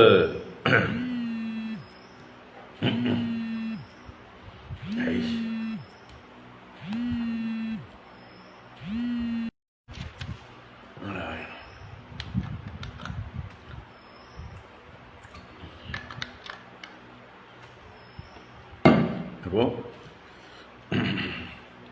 തന്റെ സഹോദരന്മാരുടെ അല്ലെങ്കിൽ സഹോദരിയുടെയും സഹോദരന്റെയും ആത്മ തൃപ്തിക്കായിക്കൊണ്ട്, അവർക്ക് തർപ്പണം ചെയ്യാനായിക്കൊണ്ട് ഞാൻ ഇവന്റെ ജ്യേഷ്ഠനായ ബലനോടുകൂടെ ഇവനെ ഞാൻ കൊല്ലും എന്ന് കൃഷ്ണനെ നോക്കി തീരുമാനമെടുത്തു. ഏതേ യദാ മൽസുഹൃദോഹോ തിലാപഃ കൃതാസ്തദാ നഷ്ടസമാവ്രജൗഗസഃ പ്രാണേ ഗതേ ഭസ്മസുകാനുചിന്ത പ്രജാസവ പ്രാണഭൃതോ ഹി ഏതേ. ഏതേ യദാ മൽസുഹൃദോഃ തിലാപഃ കൃതാസ്തദാ നഷ്ടസമാവ്രജൗഗസഃ പ്രാണേ ഗതേ ഭസ്മസുകാനുചിന്ത പ്രജാസവ പ്രാണഭൃതോ ഹി ഏതേ. ഏതേ എന്ന് പറഞ്ഞാൽ ഇവർ, ഈ 2 പേര് മാത്രമല്ല, ഗോപന്മാരടക്കം, ബഹുവചന ശബ്ദമാണ് ഏതേ, അല്ലെങ്കിൽ ഏതൗ എന്നാ പറയേണ്ടിയിരുന്നത്, 2 ആളായിരുന്നെങ്കിൽ. അപ്പൊ മൊത്തത്തില് ഗോപന്മാരടക്കം ഏതേ ഇവര് മൽ സുഹൃദഃ തിലാപഃ യഥാ കൃതാഃ തഥാ വ്രജൗഗസഃ നഷ്ടസമാഃ. അതാണ് അദ്ദേഹത്തിന്റെ കണക്ക് കൂട്ടല്. ഇവര് മൽ സുഹൃദഃ തിലാപഃ യഥാ കൃതാഃ. മൽ സുഹൃദഃ എന്ന് പറഞ്ഞാൽ എന്റെ ബന്ധുക്കൾക്ക്, എന്റെ സഹോദരന്മാർക്ക്. സുഹൃത്ത് എന്നുള്ളതിവിടെ പൂതനയെയും ബഗാസുരനെയും ഉദ്ദേശിച്ചുകൊണ്ട്. അപ്പൊ എന്റെ സുഹൃത്തുക്കളായ, എന്റെ വെൽവിഷേഴ്സായ, എന്റെ ജ്യേഷ്ഠനും ജ്യേഷ്ഠത്തിയുമായ ഈ 2 പേർക്കുമുള്ള തിലാപഃ, തിലാപഹ എന്ന് പറഞ്ഞാൽ തിലോദകം. തിലോദകം എന്ന് പറഞ്ഞാൽ എന്താ? പിണ്ടോദകം. തിലം എന്ന് പറഞ്ഞാൽ എള്ളാണ്. അപ്പൊ എള്ള് കൂട്ടി കൊടുക്കുന്ന വെള്ളമാണ് മരണാനന്തരം കൊടുക്കുന്ന വെള്ളം, അല്ലേ? തിലോദം, തിലോദകം എന്നൊക്കെ പറയും. ഉദകക്രിയ എന്ന് നമ്മൾ മാത്രമായിട്ടും പറയും. തിലം ചേർത്ത് എള്ള് ചേർത്ത് വെള്ളം കൊടുക്കുക, അത് പിതൃക്കൾക്ക് തർപ്പണം ചെയ്യുമ്പോൾ അങ്ങനെയാണ് പതിവ്. അപ്പൊ അതാണ് തിലോദഹ എന്നുള്ളതിന് പകരം ഓദസ് വെള്ളം, ആപഹ വെള്ളം. ആപഹ എന്നുള്ള പര്യായ ശബ്ദം ഉപയോഗിച്ചുകൂടാ. തിലാപഹ എന്ന് പറഞ്ഞാൽ എള്ളു ചേർത്ത വെള്ളം. എള്ളും വെള്ളവും കൊടുക്കുന്നതിന് പിണ്ടോദകമായിട്ട് യഥാകൃതാഹ എപ്പോൾ ചെയ്യപ്പെടുന്നുവോ എന്ന് പറഞ്ഞാൽ തർപ്പണമായിട്ട് ഭവിക്കുക. അതാണ് അതിന്റെ അർത്ഥം. ഇവരെ കൊന്നുകളയുമ്പോൾ എൻ്റെ സഹോദരങ്ങൾക്ക് അത് തർപ്പണ തുല്യമായി തീരുന്നു. എള്ളും വെള്ളവും കൊടുത്തതിന് തുല്യമായി. അങ്ങനെ ചെയ്യുമ്പോൾ തഥാ വ്രജൗകസഹ നഷ്ടസമാഹ, അപ്പോഴാണ് ഈ വ്രജവാസികൾ എല്ലാവരും തന്നെ നഷ്ടസമാഹ, നശിച്ചതിന് തുല്യമാകുന്നത്. എന്നുവെച്ചാൽ ഈ ഗോപബാലന്മാരെ, ഇപ്പോഴുള്ള കുട്ടികളെ ഞാൻ കൊന്നുകളയുമ്പോൾ ഇവരുടെ അച്ഛനമ്മമാര് യശോദയും നന്ദഗോപരും രോഹിണിയും അതുപോലെയുള്ള മറ്റു ഗോപന്മാർ, മുതിർന്നവർ എല്ലാവരും തന്നെ നശിച്ചതിന് തുല്യമാകും. എന്ത് കാരണം? കുട്ടികളെ കൊന്ന അവരെങ്ങനെ നശിക്കുക എന്നാണെങ്കിൽ പ്രാണേകദേ ഭസ്മസുകാനു ചിന്ത പ്രജാസവ പ്രാണമൃതോഹിയേതേ. അതിനെ പറയുന്നതാണ് പ്രാണേകദേ ഭസ്മസുകാനു ചിന്ത. പ്രാണൻ പോയി കഴിഞ്ഞാൽ പിന്നെ ഭസ്മസു എന്ന് പറഞ്ഞാൽ ശരീരേഷു. അപ്പൊ ഒരു ശരീരത്തിൽ നിന്ന് പ്രാണൻ പോയാൽ പിന്നെ ശരീരത്തെ ആദ്യം എന്തെങ്കിലും ചെയ്യണോ? കൊല്ലേണ്ട ആവശ്യമുണ്ടോ? ചത്ത പാമ്പിനെ പിന്നെയും തല്ലിക്കൊല്ലേണ്ട ആവശ്യമുണ്ടോ? അപ്പോൾ ശരീരത്തിൽ നിന്ന് പ്രാണൻ വെടിഞ്ഞു കഴിഞ്ഞാൽ പിന്നെ ഇത് ചത്തു, ഇതിലൊന്നുമില്ല, ഇനി ഒന്നും ചെയ്യാനില്ല, ഡിസ്പോസ് ചെയ്യേ വേണ്ടു, അല്ലെ? അതാണ് പ്രാണേകതേ ഭസ്മസുഖാനു ചിന്ത. പിന്നെ നമുക്ക് എന്ത് ചെയ്യാനുണ്ട്? ഒരു ചിന്തയും വേണ്ട പിന്നെ പ്രാണൻ പോയി കഴിഞ്ഞാൽ. അപ്പൊ ഇവിടെ എന്താണ്? ഈ കുട്ടികള് ഈ അച്ഛനമ്മമാർക്ക് പ്രാണതുല്യമാണ്. അതാണ് ഇവിടെ പ്രജാസവ പ്രാണഭൃത ഏതേ ഏ പ്രാണഭൃത തേ പ്രജാസവ. ആരൊക്കെ പ്രാണനെ ധരിച്ചുകൊണ്ടിരിക്കുന്നു എന്ന് വെച്ചാൽ സർവപ്രാണികൾക്കും അവരുടെ പ്രാണനാണ് പ്രജകൾ. പ്രജകളെ തന്നെ അസുക്കളായിരിക്കുന്നവർ, പ്രജകളെ മക്കളെ പ്രാണതുല്യം സ്നേഹിക്കുന്നവർ. അപ്പൊ മക്കൾ മരിച്ചാൽ അച്ഛനമ്മമാർ മരിച്ചതിന് തുല്യമാണ്. പല അച്ഛനമ്മമാരും അതുകൊണ്ട് തന്നെ മരിച്ചതുപോലെ ഭവിക്കും. കുട്ടികൾ മരിച്ചു എന്ന് കണ്ടാൽ അത് മറ്റ് ജന്തുക്കളുടെ ഇടയിലും കാണാം. ഭക്ഷണം കഴിക്കാതെ നിൽക്കുന്ന പശുക്കളും മറ്റുമൊക്കെ കാണാം. പശുക്കുട്ടി ചത്താൽ ദിവസങ്ങളോളം ചിലപ്പോൾ ആ പശു ഭക്ഷണം കഴിക്കാതെ നിൽക്കും. ചിലപ്പോൾ അതിൻ്റെ ഇതിൽ തന്നെ അതിന് വല്ല രോഗവും പിടിപെട്ട് മരിച്ചും പോകും. അതുപോലെ മറ്റു പല ജന്തുക്കളും ഉണ്ട്, മനുഷ്യരുടെ ഇടയിലും ഉണ്ട്. മക്കൾ മരിച്ചു പോയാൽ അച്ഛനമ്മമാർക്ക് അത് വലിയ അവരുടെ പ്രാണൻ പോയ പോലെ തന്നെയാണ്. അവരുടെ ജീവിതം പിന്നെ നരകമാണ്, അല്ലേ? അവർ ചത്തതിനൊക്കുമേ ജീവിച്ചിരിക്കലും എന്ന് പറയും. അപ്പൊ സാധാരണ പ്രാണികളെല്ലാവർക്കും അവരുടെ മക്കള് പ്രാണനെ പോലെയാണ്. അതാണ് അവിടെ പ്രജാസവ പ്രാണഭൃതോഹി ഏതേ. അതുകൊണ്ട് കുട്ടികളെ കൊന്നാൽ അച്ഛനമ്മമാര് നശിച്ചോളും, സ്വയം നശിച്ചോളും. അവർ വിചാരം ചെയ്ത് ദുഃഖിച്ച് നരകിച്ച് സ്വയം നശിച്ചോളും എന്നാണ് ഈ പറഞ്ഞതിന്റെ അർത്ഥം. അപ്പൊ ഇനിയിപ്പോ തന്തയും തള്ളയൊക്കെ പോയിട്ട് കൊല്ലാനൊന്നും നിൽക്കേണ്ട, മെനക്കെടേണ്ട കാര്യമൊന്നുമില്ല. ഇവിടെ തന്നെ അവരുടെ പണി കഴിക്കാം. ഈ കുട്ടികളെ കൊന്നു കഴിഞ്ഞാൽ അവർക്ക് പ്രാണൻ പോയതിന് തുല്യം തന്നെ. അതുകൊണ്ട് ഈ കുട്ടികളെ ഞാൻ കൊല്ലാൻ പോവുകയാണ്. ഈ കുട്ടികളെ ഞാൻ എൻ്റെ സഹോദരങ്ങൾക്കുള്ള തിലോദകമായിട്ട് സമർപ്പിക്കാൻ പോവുകയാണ്, അവർക്ക് തർപ്പണമായി സമർപ്പിക്കാൻ പോവുകയാണ്. ഏതേ യദാ മൽസുഹൃദോഃ തിലാപഃ കൃതാഃ തദാ നഷ്ടസമാ വ്രജൗകസഃ പ്രാണേഗതേ ഭസ്മസുകാനു ചിന്താ പ്രജാസവ പ്രാണഭൃതോ ഹി ഏതേ. ഇതി വ്യവസ്യാ ജഗരം ബൃഹദ്വപുഃ സയോജനായാമ മഹാദ്രിപീവരം ധൃത്വാൽബുദം ധ്യാതഗുഹാനനം തദാ പതിവ്യശേത ഗ്രസനാശയാഖലഃ. ഇതി വ്യവസ്യാ ജഗരം ബൃഹദ്വപുഃ സയോജനായാമ മഹാദ്രിപീവരം ധൃത്വാൽബുദം വ്യാത്തഗുഹാനനം തദാ പതിവ്യശേദഗ്രസനാശയാകലഃ ഇതി വ്യവസ്യ. ഇങ്ങനെ വ്യവസായം കൃത്വ എന്ന് വെച്ചാൽ നിശ്ചയം കൃത്വ, വ്യവസ്യ എന്ന് പറഞ്ഞാൽ നിശ്ചിത്യ. അപ്പൊ ഇങ്ങനെ നിശ്ചയിച്ചിട്ട് സകലഹ, ആ ദുഷ്ടൻ അഘാസുരൻ, യോജനായാമ മഹാദ്രിപീവരം വ്യാത്തഗുഹാനനം അത്ഭുതം ആചകരം ബൃഹദ്വപു ധൃത്വാ. അപ്പോ എങ്ങനെയുള്ളത്?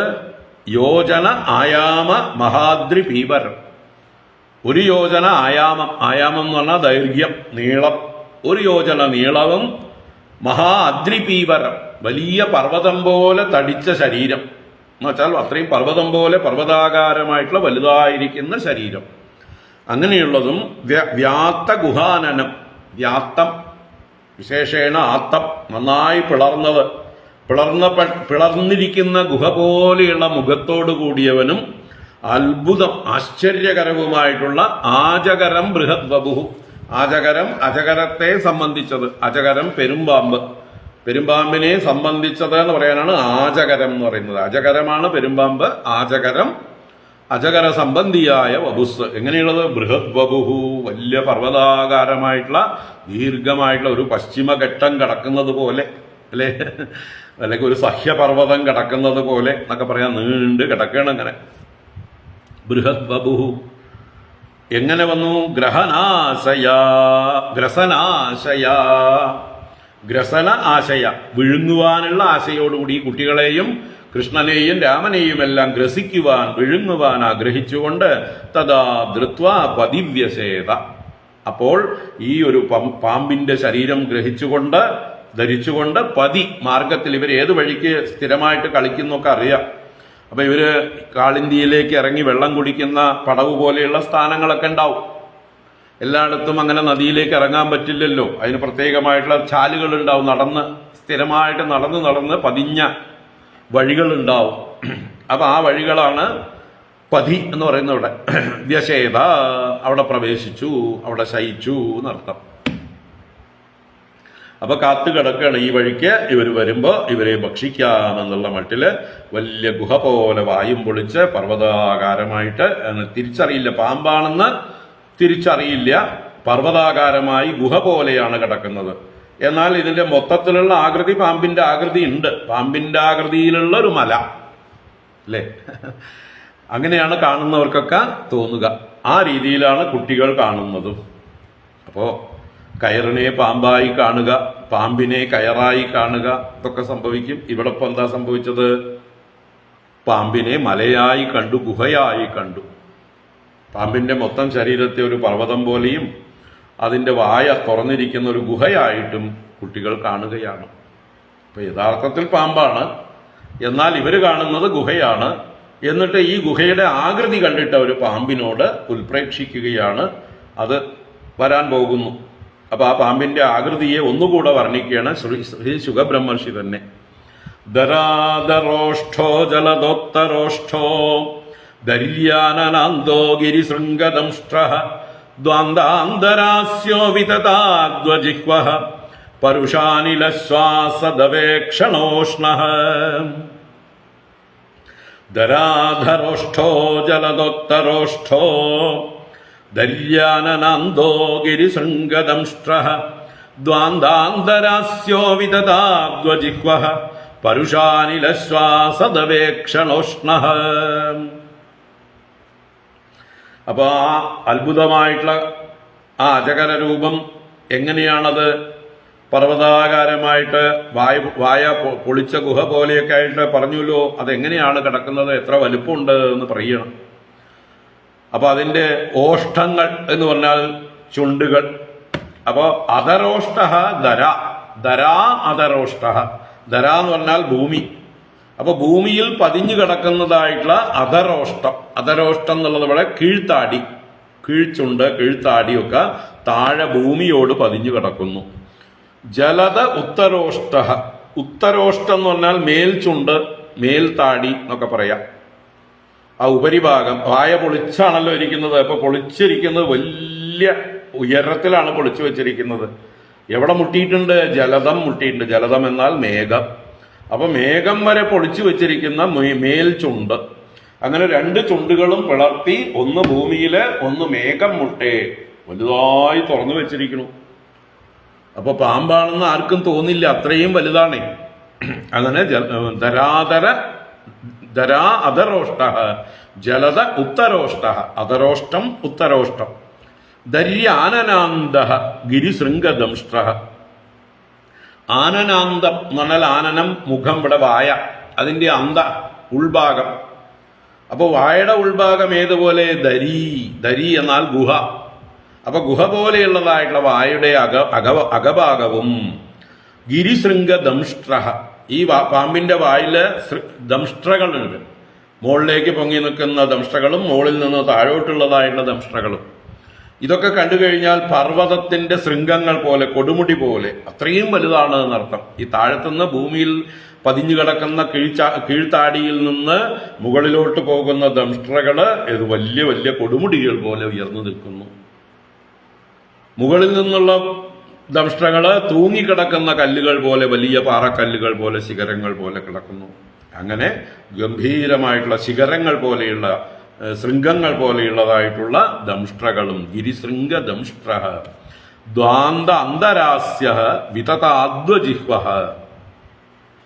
അന്തരാസ്യ, അന്തരാസ്യം എന്ന് പറഞ്ഞാൽ വായുടെ ഉൾവശം തന്നെയാണ് മുഖദ്വാരം.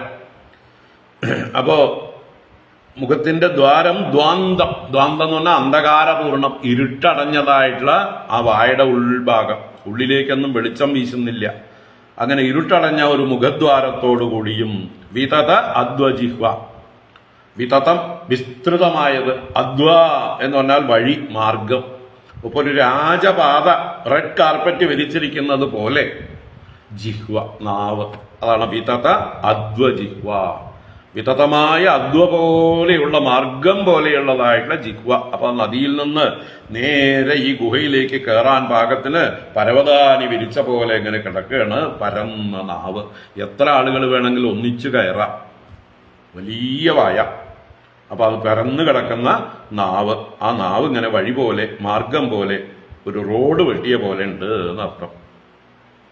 വിതത അദ്വജിഹ്വ പരുഷാനില ശ്വാസതവേക്ഷണോഷ്ണ. ഇപ്പോ ശ്വാസം അത് പരുഷാനലൻ, അതികഠിനമായിട്ടുള്ള ശീൽക്കാരത്തോടു കൂടിയതായിട്ടുള്ള കാറ്റ് വീശും പോലെ. വലിയ ശ്വാസം ഉണ്ടല്ലോ അതില്. ആ ശ്വാസത്തോടു കൂടി വീശുന്നതായിട്ടുള്ള, ഉള്ളിൽ നിന്ന് വീശുന്നതായിട്ടുള്ള അവന്റെ ശ്വാസവായു നല്ല ചുളുചുളുന്ന് കുത്തുന്ന പോലെയുള്ള കാറ്റ്, നല്ല പരുഷമായിട്ടുള്ള അനില, പരുഷ അനില ശ്വാസം. അതുപോലെ ദവേക്ഷണ ഉഷ്ണ. ദവം എന്ന് പറഞ്ഞാൽ കാട്ടുതീ. അപ്പൊ കാട്ടുതീ പോലെയുള്ള ഈക്ഷണം, കണ്ണുകൾ ജ്വലിക്കുകയാണ് കാട്ടുതീ പോലെ. അങ്ങനെയുള്ള ജ്വലിക്കുന്ന അതിന്റെ ഉഷ്ണത്തോടുകൂടി, ചൂടോടുകൂടി, ജ്വലിക്കുന്ന കണ്ണുകളുടെ ഉഷ്ണത്തോടുകൂടിയവനായിട്ടും എന്നാ ജ്വലിക്കുന്ന അപ്പം അതിനെ വായിൽ നിന്ന് വീശുന്ന കാറ്റ് തള്ളിക്കൊണ്ട് വരുന്നുണ്ട് ഈ ഉഷ്ണത്തെ. അപ്പൊ ഈ കാട്ടുതീയിന്റെ ചൂടാണോ വരുന്നതെന്ന് തോന്നും. വാസ്തവത്തിൽ ഇവന്റെ ഉള്ളിൽ നിന്നുള്ള വിഷജ്വാലകളുടെ ചൂടാണ്. എന്തായാലും ഗംഭീരമായിട്ടുള്ള ഈ പെരുമ്പാമ്പിന്റെ രൂപത്തില് ഇവൻ വന്ന് കിടക്കുകയാണ്, ഒരു പർവ്വതാകാരമായിട്ട് എന്ന് വർണ്ണിച്ചു.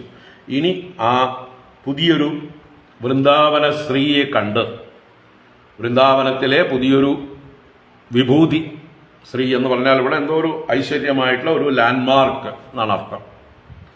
അപ്പോൾ ഒരു ലാൻഡ്മാർക്ക് പോലെ കണ്ടിട്ട് ഇത് എന്താ അത് എന്ന് പറഞ്ഞ് കുട്ടികളെല്ലാവരും കൂടി, ഗോപന്മാരെല്ലാവരും കൂടി അതിൻ്റെ അടുത്തേക്ക് പോവുകയാണ്. അവർ പരസ്പരം പറയുന്ന കാര്യങ്ങൾ പറയാൻ പോണു. ദൃഷ്ട്വാ തം താദൃശം സർവേ മത്വാ വൃന്ദാവനശ്രിയം വ്യാത്താജകരതുണ്ടേന ഹ്യുപ്രേക്ഷന്തേ സ്മലീലയാ. ദൃഷ്ട്വാ തം താദൃശം സർവേ മത്വാ വൃന്ദാവനശ്രിയം വ്യാത്താജകരതുണ്ടേന ഹ്യുപ്രേക്ഷന്തേ സ്മലീലയാ. ഇപ്പോ താദൃശം തം അജകരം ദൃഷ്ട്വ, താദൃശം അങ്ങനെ ഇരിക്കുന്നതായുള്ള അവനെ കണ്ടിട്ട്, ആ അഘാസുരനെ ദൃഷ്ടുവ കണ്ടിട്ട്, സർവേ എന്ന് പറഞ്ഞാൽ എല്ലാ കൂട്ടുകാരായിട്ടുള്ള കുട്ടികളും ഗോപപാലന്മാർ എല്ലാവരും തന്നെ വൃന്ദാവനശ്രിയം മത്വ, ഈ വൃന്ദാവനത്തിലെ ഏതോ ഒരു അത്ഭുത വസ്തുവാണ് എന്ന് കരുതിക്കൊണ്ട്, മത്വ ലീലയാ അവർ തമ്മിൽ കളിച്ചുകൊണ്ട് കളി പറഞ്ഞുകൊണ്ട്, വ്യാത്ത അജകര തുണ്ടേന ഉൽപ്രേക്ഷന്തേ സ്മ. വ്യാത്ത അജകര തുണ്ടേന, വ്യാത്തം പിളർന്നിരിക്കുന്ന അജകരം പെരുമ്പാമ്പിന്റെ തുണ്ടം വായിനോട് ഉൽപ്രേക്ഷന്തേ സ്മ, ഉപമിക്കുകയാണ് അവർ, ഉൽപ്രേക്ഷിക്കുകയാണ്, താരതമ്യം പറയുകയാണ്. യഥാർത്ഥത്തിൽ ഇത് വ്യാത്ത അജകര തുണ്ടമാണ്. പക്ഷെ കുട്ടികൾ കാണുന്നത് വൃന്ദാവനത്തിലെ ഒരു സ്ത്രീയാണ്, ഒരു പർവ്വത ഗുഹയാണ് എന്ന് കരുതിക്കൊണ്ട് അതിനെ പൊളിച്ചു വച്ചിരിക്കുന്ന പാമ്പിന്റെ വായുമായിട്ട് ഉൽപ്രേക്ഷിച്ചുകൊണ്ട് പറയണം. വിപരീതമായിട്ടൊരു ഉൽപ്രേക്ഷ അല്ലേ. ഇപ്പോൾ യഥാർത്ഥത്തിൽ ഗുഹയായിരുന്നു എങ്കിൽ പാമ്പിന്റെ വായു പോലെ ഉണ്ട് എന്ന് പറയണമെങ്കിൽ അത് ഉൽപ്രേക്ഷ. ഇത് അതിന്റെ വിപരീതമായിട്ടുള്ള ഭാവമാണ്. പാമ്പിന്റെ വായു തന്നെയാണ്, എന്നാൽ അറിയാതെ അതിനെ തെറ്റിദ്ധരിച്ച് പാമ്പിന്റെ വായിനോട് തന്നെ ഉപമിക്കുക. നല്ല രസം. അപ്പൊ കുട്ടികൾ തമ്മിൽ ചിരിച്ചുകൊണ്ട് പറയുന്നത് നോക്കൂ. അഹോ മിത്രാണി ഗതദ സത്വകൂടം പുരസ്ഥിതം അസ്മൽ സംഗ്രസന വ്യാത്തവ്യാളതുണ്ടായ തേനവ. അഹോ മിത്രാണി ഗതദ സത്വകൂടം പുരസ്ഥിതം അസ്മത് സംഗ്രസന വ്യാത്തവ്യാളതുണ്ടായതേനവ. ഒരു ചോദ്യമാണ്. അഹോ മിത്രാണി, അല്ലയോ കൂട്ടുകാരെ, ഗതദ യുയം ഗതദ, നിങ്ങൾ പറയുവിൻ, നിങ്ങളിത് കണ്ടിട്ട് പറയുവിൻ, എന്താ തോന്നണം നിങ്ങൾക്ക്? സത്വകൂടം പുരസ്ഥിതം, നമ്മുടെ മുമ്പിൽ നിൽക്കുന്ന പുരസ്ഥിതം സത്വകൂടം, മുമ്പിൽ സ്ഥിതി ചെയ്തിരിക്കുന്ന ഈ സത്വകൂടം ഒരു പ്രാണിയെ പോലെ ഇരിക്കുന്നത്, ഒരു സത്വത്തെ പോലെ ഇരിക്കുന്നത് കൂടമാണത്. കൂടം എന്ന് പറഞ്ഞാൽ വലിയ ഉറച്ചിരിക്കുന്ന വസ്തു, ഒരു സത്വം പോലെയുള്ള കൂടം, ഒരു ജന്തുവിനെ പോലെയുള്ളതായിട്ടുള്ള ഒരു പർവ്വതം അല്ലെങ്കിൽ ഒരു പാറക്കല്ല് അല്ലെങ്കിൽ ഒരു ഉറച്ച വസ്തു, അതിനെ നോക്കിയിട്ട് സത്വകൂടം, അതിനെ കണ്ടിട്ട് ഇത് അങ്ങനെ തോന്നുന്നില്ലേ നിങ്ങൾക്ക്? ഏതുപോലെ? അസ്മത് സംഗ്രസന വ്യാത്ത വ്യാളത്തുണ്ടായതേനവ. അസ്മത് സംഗ്രസനം, നമ്മളെ ഗ്രസിക്കുവാനായിക്കൊണ്ട്, നമ്മളെ വിഴുങ്ങുവാനായിക്കൊണ്ട് വ്യാത്തം വികസിപ്പിച്ചിരിക്കുന്ന, പിളർന്നിരിക്കുന്ന വ്യാളതുണ്ടം, പാമ്പിന്റെ വായ. വ്യാളം പാമ്പാണ്, വ്യാളം എന്നൊക്കെ പറയുന്നത് പാമ്പിനെയാണ്. തുണ്ടം എന്നാൽ വായ. അപ്പൊ പാമ്പിന്റെ വായ പോലെ ആയതേ എന്നുള്ളത് ഒരു ഉപമിക്കുകയാണ്. അങ്ങനെ ആയിട്ടല്ലേ തോന്നുന്നത്? നവ അല്ലേ, നിങ്ങൾക്ക് തോന്നുന്നില്ലേ ഇതിനെ കാണുമ്പോൾ ഒരു പാമ്പിന്റെ വായു പോലെയുള്ളതായിട്ട്, നമ്മളെ തിന്നാനിരിക്കുന്ന പാമ്പിന്റെ വായു പോലെ തോന്നുന്നില്ലേ കൂട്ടുകാരെ, പറയൻ എന്ന് പാമ്പിന്റെ വായിനെ നോക്കി തന്നെ പാമ്പിന്റെ വായ പോലെ ഇല്ലേ എന്ന് ഉപമിച്ചുകൊണ്ട് ചോദിക്കുകയാണ്. സത്യം അർക്കകരാരക്തം ഉത്തരാഹനുവദ്ഘനം അധരാഹനുവദ്രോധ തൽപ്രതിച്ഛായയാരുണം. സത്യം അർക്കകരാരക്തം ഉത്തരാഹനുവദ്ഘനം അധരാഹനുവദ്രോധ തൽപ്രതിച്ഛായയാരുണം. അപ്പൊ കേൾക്കുന്ന കൂട്ടുകാര് മറുപടി പറയണം, സത്യം. നിങ്ങൾക്ക് തോന്നുന്നില്ലേ ഗതദ നവ എന്നൊക്കെ ചോദിച്ചില്ലേ? അതിന് മറുപടി കുറച്ച് കൂട്ടുകാർ പറയണ, സത്യം, പറഞ്ഞത് സത്യം തന്നെ, ഞങ്ങളും അംഗീകരിക്കുന്നു, ഇത് പാമ്പിന്റെ വായ പോലെ തന്നെ ഉണ്ട്. അതിന് എന്തൊക്കെയാണ് അവർ പറയുന്നത്? ലക്ഷണങ്ങൾ പറയണം. അർക്കകരാരക്തം ഘനം ഉത്തരാഹനുവത്. ഉത്തരാഹനുവത് മുകളിലെ താടി പോലെ, മേൽ ചുണ്ടുപോലെ. ഏത്? അർക്കകരാരക്തം ഘനം. ഇതിന്റെ മുകൾ ഭാഗത്തുള്ള സൂര്യകിരണങ്ങളേറ്റ് ചുവന്നിരിക്കുന്ന മേഘങ്ങൾ. അവർ മേഘങ്ങളായിട്ടാണ് ആ മുകൾ ഭാഗത്തെ കാണുന്നത്. വാസ്തവത്തിൽ ഈ പാമ്പിന്റെ വായ പൊളിച്ചു കിടക്കുകയാണ്. ആ പൊളിച്ചു കിടക്കുന്നതിന്റെ ഉൾവശത്തൊരു തുടുപ്പുണ്ടാവും, അല്ലേ? ഏത് ജന്തുവിന്റെയും വായിന്റെ ഉള്ളിൽ തുടുപ്പാണ്. അപ്പൊ പൊളിച്ചിരിക്കുന്ന വായിന്റെ ഉൾഭാഗമാണ് അവർ കാണുന്നത്. മോൾ ഭാഗം കറുപ്പാണ്, അത് പുറത്തേക്കാണ്.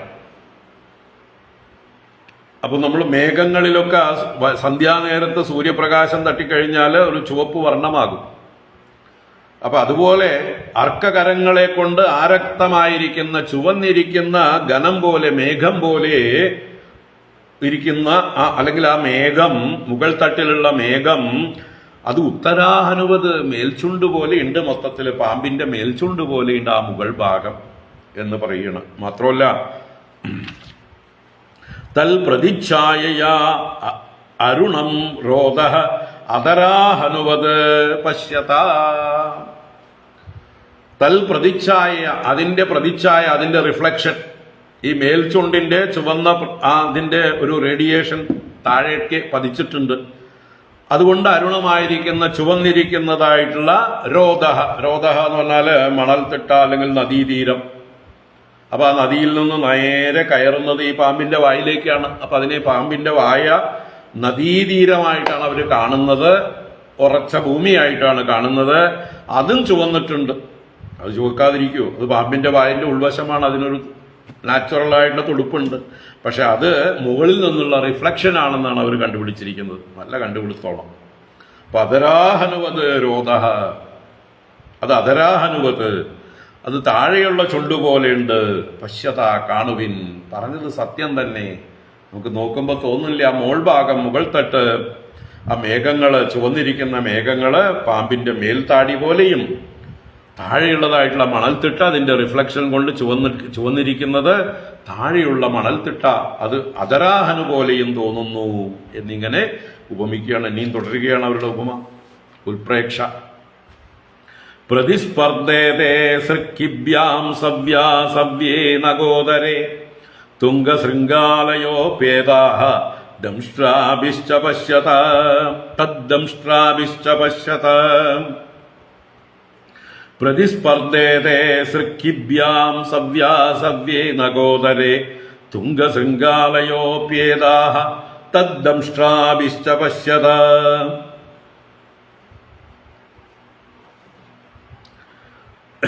സവ്യാസവ്യേ നഗോദരേ സൃക്കിഭ്യാം പ്രതിസ്പർദ്ദേതേ. വീണ്ടും ഉപമ തുടരുകയാണ് അവര്. സവ്യാസവ്യേ നഗോദരേ. സവ്യം ഇടത്, അസവ്യം അതിന്റെ ഓപ്പോസിറ്റ്, ഇടതും വലതുമായിരിക്കുന്ന നഗോദരം. നഗോദരം ഇവിടെ നഖം പർവ്വതമാണ്, അതിന്റെ ഉദരം ഗുഹ. അപ്പൊ പർവ്വത ഗുഹകൾ, ഇടതും വലതും ഭാഗങ്ങൾ.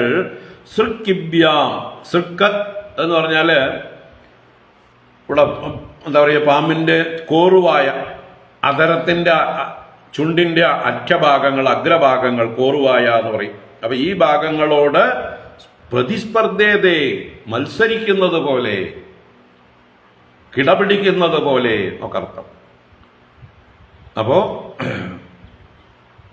വാസ്തവത്തിൽ പാമ്പിന്റെ കോറുവായകൾ തന്നെയാണ്. അതിനെ ഗുഹകളുടെ രണ്ട് വശങ്ങളായി, ഇടതും വലതുമുള്ള വശങ്ങളായി കണ്ടുകൊണ്ട് ആ ഗുഹയുടെ രണ്ട് വശങ്ങളും പാമ്പിന്റെ കോറുവായകൾ പോലെ, അതിനോട് മത്സരിക്കുന്ന പോലെ ഉണ്ടല്ലേ, അതുപോലെ തന്നെയുണ്ട് എന്നർത്ഥം. അങ്ങനെ ഏതാഹ തുംഗശൃംഗാലയഃ തദ്ദംഷ്ട്രാഭിഃ പശ്യത.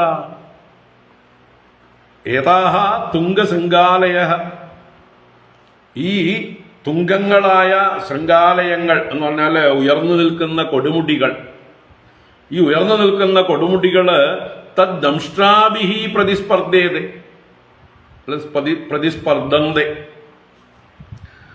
ആ പാമ്പിന്റെ വായിലെ ദംഷ്ട്രകളോട് മത്സരിക്കുന്ന പോലെയുണ്ട്, ഉപമിക്കാവുന്നതാണ്. പാമ്പിന്റെ വായിലെ ദംഷ്ട്രകൾ പോലെയുണ്ട് ഈ കൊടുമുടികൾ എന്നാ പറയുന്നത്. വാസ്തവത്തിൽ കൊടുമുടികളല്ല, പാമ്പിന്റെ വായിലെ പല്ലുകൾ തന്നെയാണ്. കൊടുമുടികളെന്ന് കരുതി അതിനെ പാമ്പിന്റെ വായിലെ പല്ലുകളോടാണ് ഇവര് ഉപമിക്കുന്നത്.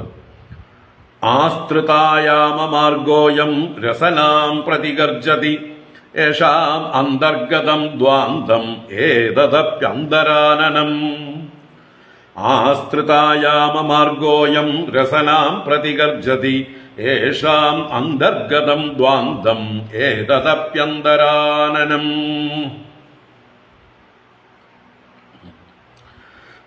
അയം ആസ്ത്രിത ആയാമമാർഗഃ രസനാം പ്രതിഗർജതി. അയം, ഈ ആസ്ത്രിതം, നല്ലപോലെ വിരിച്ചിട്ടിരിക്കുന്ന, പരന്നിരിക്കുന്ന, വീതിയുള്ള എന്നൊക്കെ അർത്ഥം. ആയാമമായിരിക്കുന്ന ദീർഘമായിരിക്കുന്നതായിട്ടുള്ള മാർഗ, ഈ ഗുഹയ്ക്കകത്തേക്കുള്ള വഴി. അപ്പൊ ആസ്തൃതമായ ആയാമമായിരിക്കുന്ന മാർഗം, വീതിയും നീളവുമുള്ളതായിട്ടുള്ള ഈ വഴി രസനാം പ്രതിഗർജതി, ഒരു രസനയോട് ഉപമിക്കാം, രസനയോട് സ്പർദ്ധിക്കുന്നു, നാവിനോട് മത്സരിക്കുന്നു, ഒരു പാമ്പിന്റെ വായിലെ നാവിനോട് മത്സരിക്കുന്നു ഈ വഴി. യേഷാം അന്തർഗതം ദ്വാന്തമപി അന്തരാനനം ഗർജതി, ഇവയുടെയൊക്കെ ഉള്ളിലുള്ള യേഷാം അന്തർഗതം ദ്വാന്തം, ഇതിന്റെ ഉള്ളിലുള്ള ഈ ഇരുട്ട്, അന്ധകാരം, ഏതദ്വാന്തം അന്തരാനനം ഗർജതി, ഒരു പാമ്പിന്റെ വായുടെ ഉൾവശം പോലെ ഗർജിക്കുന്നു, വിളിച്ചു പറയുന്നു.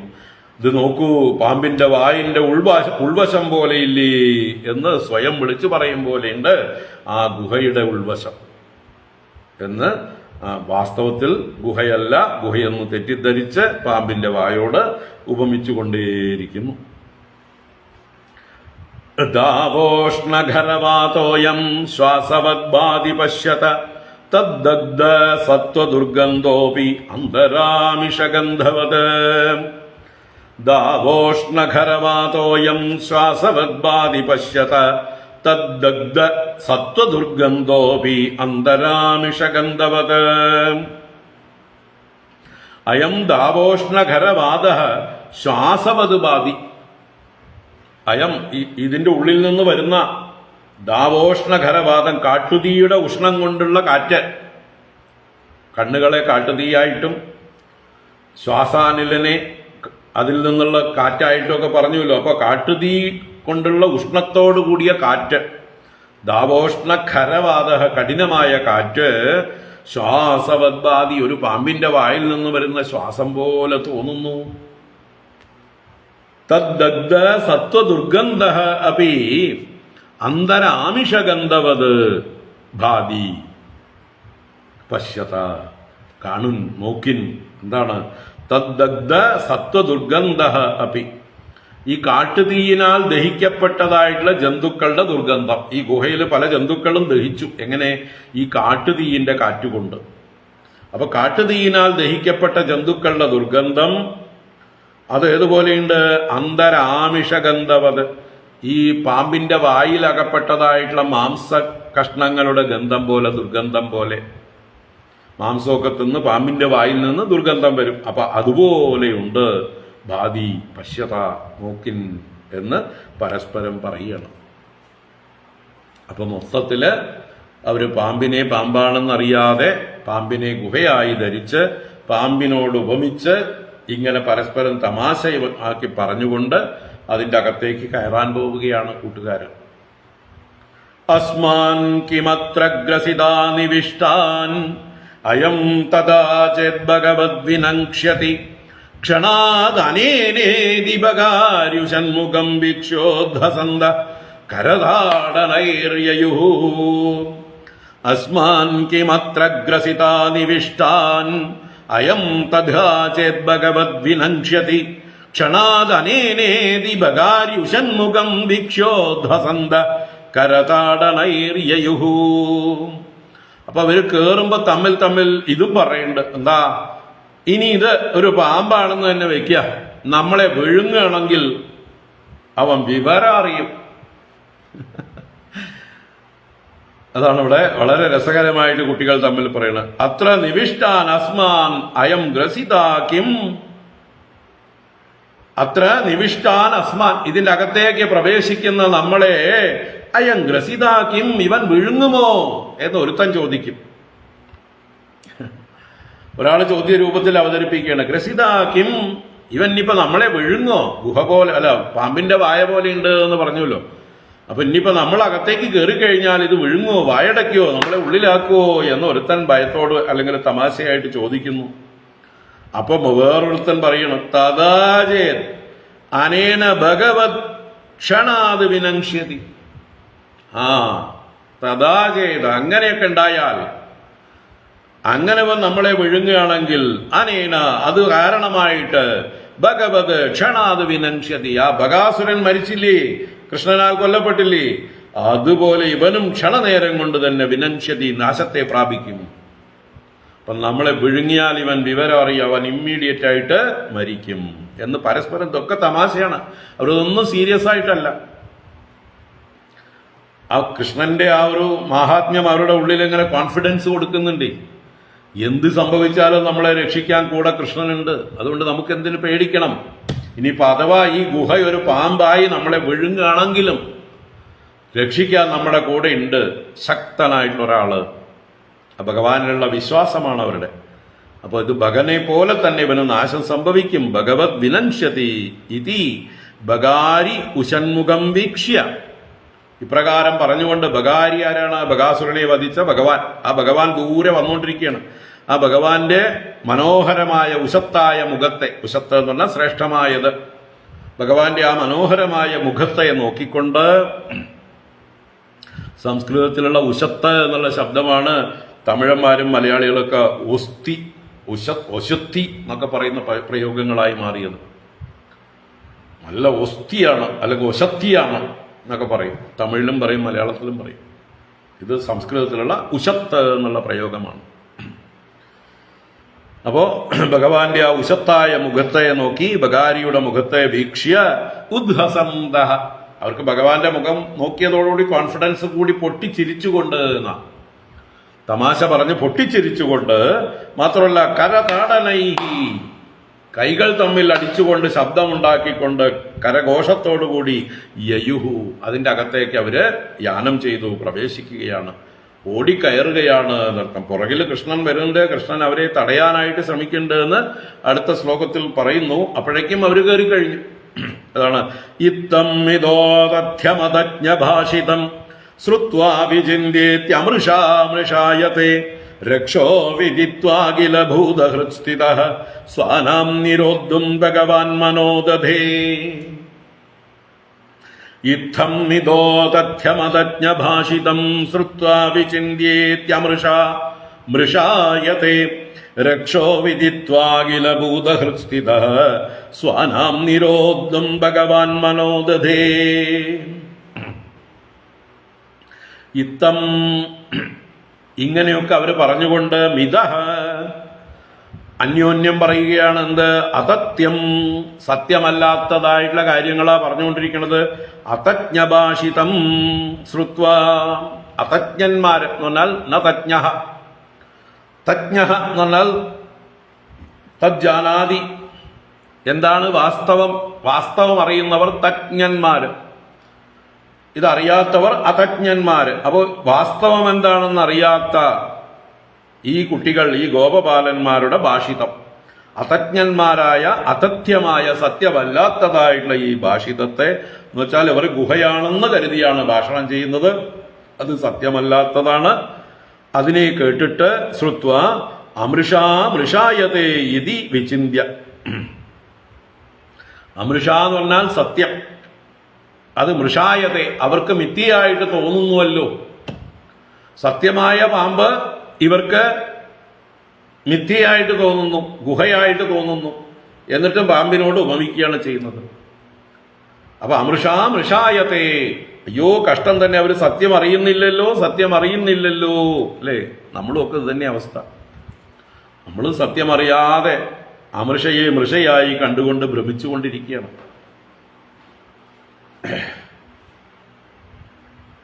അപ്പൊ അതിൻ്റെയൊക്കെ കാരണമോ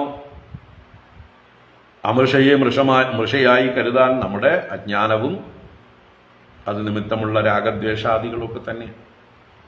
എന്തായാലും ഇവിടെ ഇവർക്ക് സത്യത്തെ മിഥ്യയായി തോന്നിക്കൊണ്ട്, യഥാർത്ഥത്തിൽ പാമ്പിനെ പാമ്പല്ല എന്ന് തോന്നിക്കൊണ്ട്, ഗുഹയെന്ന് കരുതിക്കൊണ്ട് അവർ കയറുകയാണ് എന്ന് ഇതി വിചിന്യ, അത് ചിന്തിച്ചുകൊണ്ട് അഖിലഭൂതഹൃത്സ്ഥിത, അഖിലഭൂതങ്ങളുടെയും ഹൃത്സ്ഥിത, സർവചരാചരങ്ങളുടെയും ഉള്ളിലിരിക്കുന്ന ഭഗവാന് ഈ അകാസുരന്റെ വിവരം അറിയാതിരിക്കുവോ? അകാസുരൻ എന്തുദ്ദേശത്തോടു കൂടിയിട്ടാണ് ഇവിടെ കിടക്കുന്നത് എന്ന് അറിഞ്ഞൂടെ? അപ്പൊ അകാസുരന്റെ ഉദ്ദേശവും അറിയുന്നവനായിട്ടുള്ള ഭഗവാൻ എന്ത് ചെയ്യാൻ തീരുമാനിച്ചു? രക്ഷഃ വിദിത്വ, ഇത് രക്ഷസാണ്, ഇത് രാക്ഷസനാണ് എന്ന് വിദിത്വ. രക്ഷഃ എന്നുള്ളത് ഇവിടെ രക്ഷസ് അഥവാ രാക്ഷസൻ എന്നുള്ള അർത്ഥത്തില്. ഇവൻ രാക്ഷസനാണ് എന്നറിഞ്ഞിട്ട് സ്വാനാം നിരോദ്ധം ഭഗവാൻ മനഃദദേ. സ്വാനാം സ്വകീയാനാം, തൻ്റെ കൂട്ടുകാരായിട്ടുള്ള ഗോപന്മാരെ നിരോദ്ധം, അവരെ അതിൽ നിന്ന് തടയാനായിക്കൊണ്ട്, ഉള്ളിലേക്ക് പ്രവേശിക്കുന്നതിൽ നിന്ന് അവരെ തടയാനായിക്കൊണ്ട് ഭഗവാൻ മനഃദദേ, ഭഗവാൻ മനസ്സിനെ ധരിച്ചു, നിശ്ചയിച്ചു, ഓടിച്ചെന്ന് അവരെ തടയണമെന്ന് വിചാരിച്ചു. പക്ഷെ അപ്പോഴേക്കും ഇവരൊക്കെ ചാടി കയറി ഉള്ളിലേക്ക് പോയി കഴിഞ്ഞു. അതാണ് അടുത്ത ശ്ലോകം. താവൽ പ്രവിഷ്ടാസ്തു അസുരോദരാന്തരം പരം നഗീർണാഹ ശിശവസ്സവത്സാഹ പ്രതീക്ഷമാണേന ബകാരിവേശനം ഹതസ്വകാന്തസ്മരണേന രക്ഷസാ. താവൽ പ്രവിഷ്ടാസ്ത്വസുരോദരാന്തരം പരം നഗീർണാഹ ശിശവസ്സവത്സാഹ പ്രതീക്ഷമാണേന ബകാരിവേശനം ഹതസ്വകാന്തസ്മരണേന രക്ഷസാ.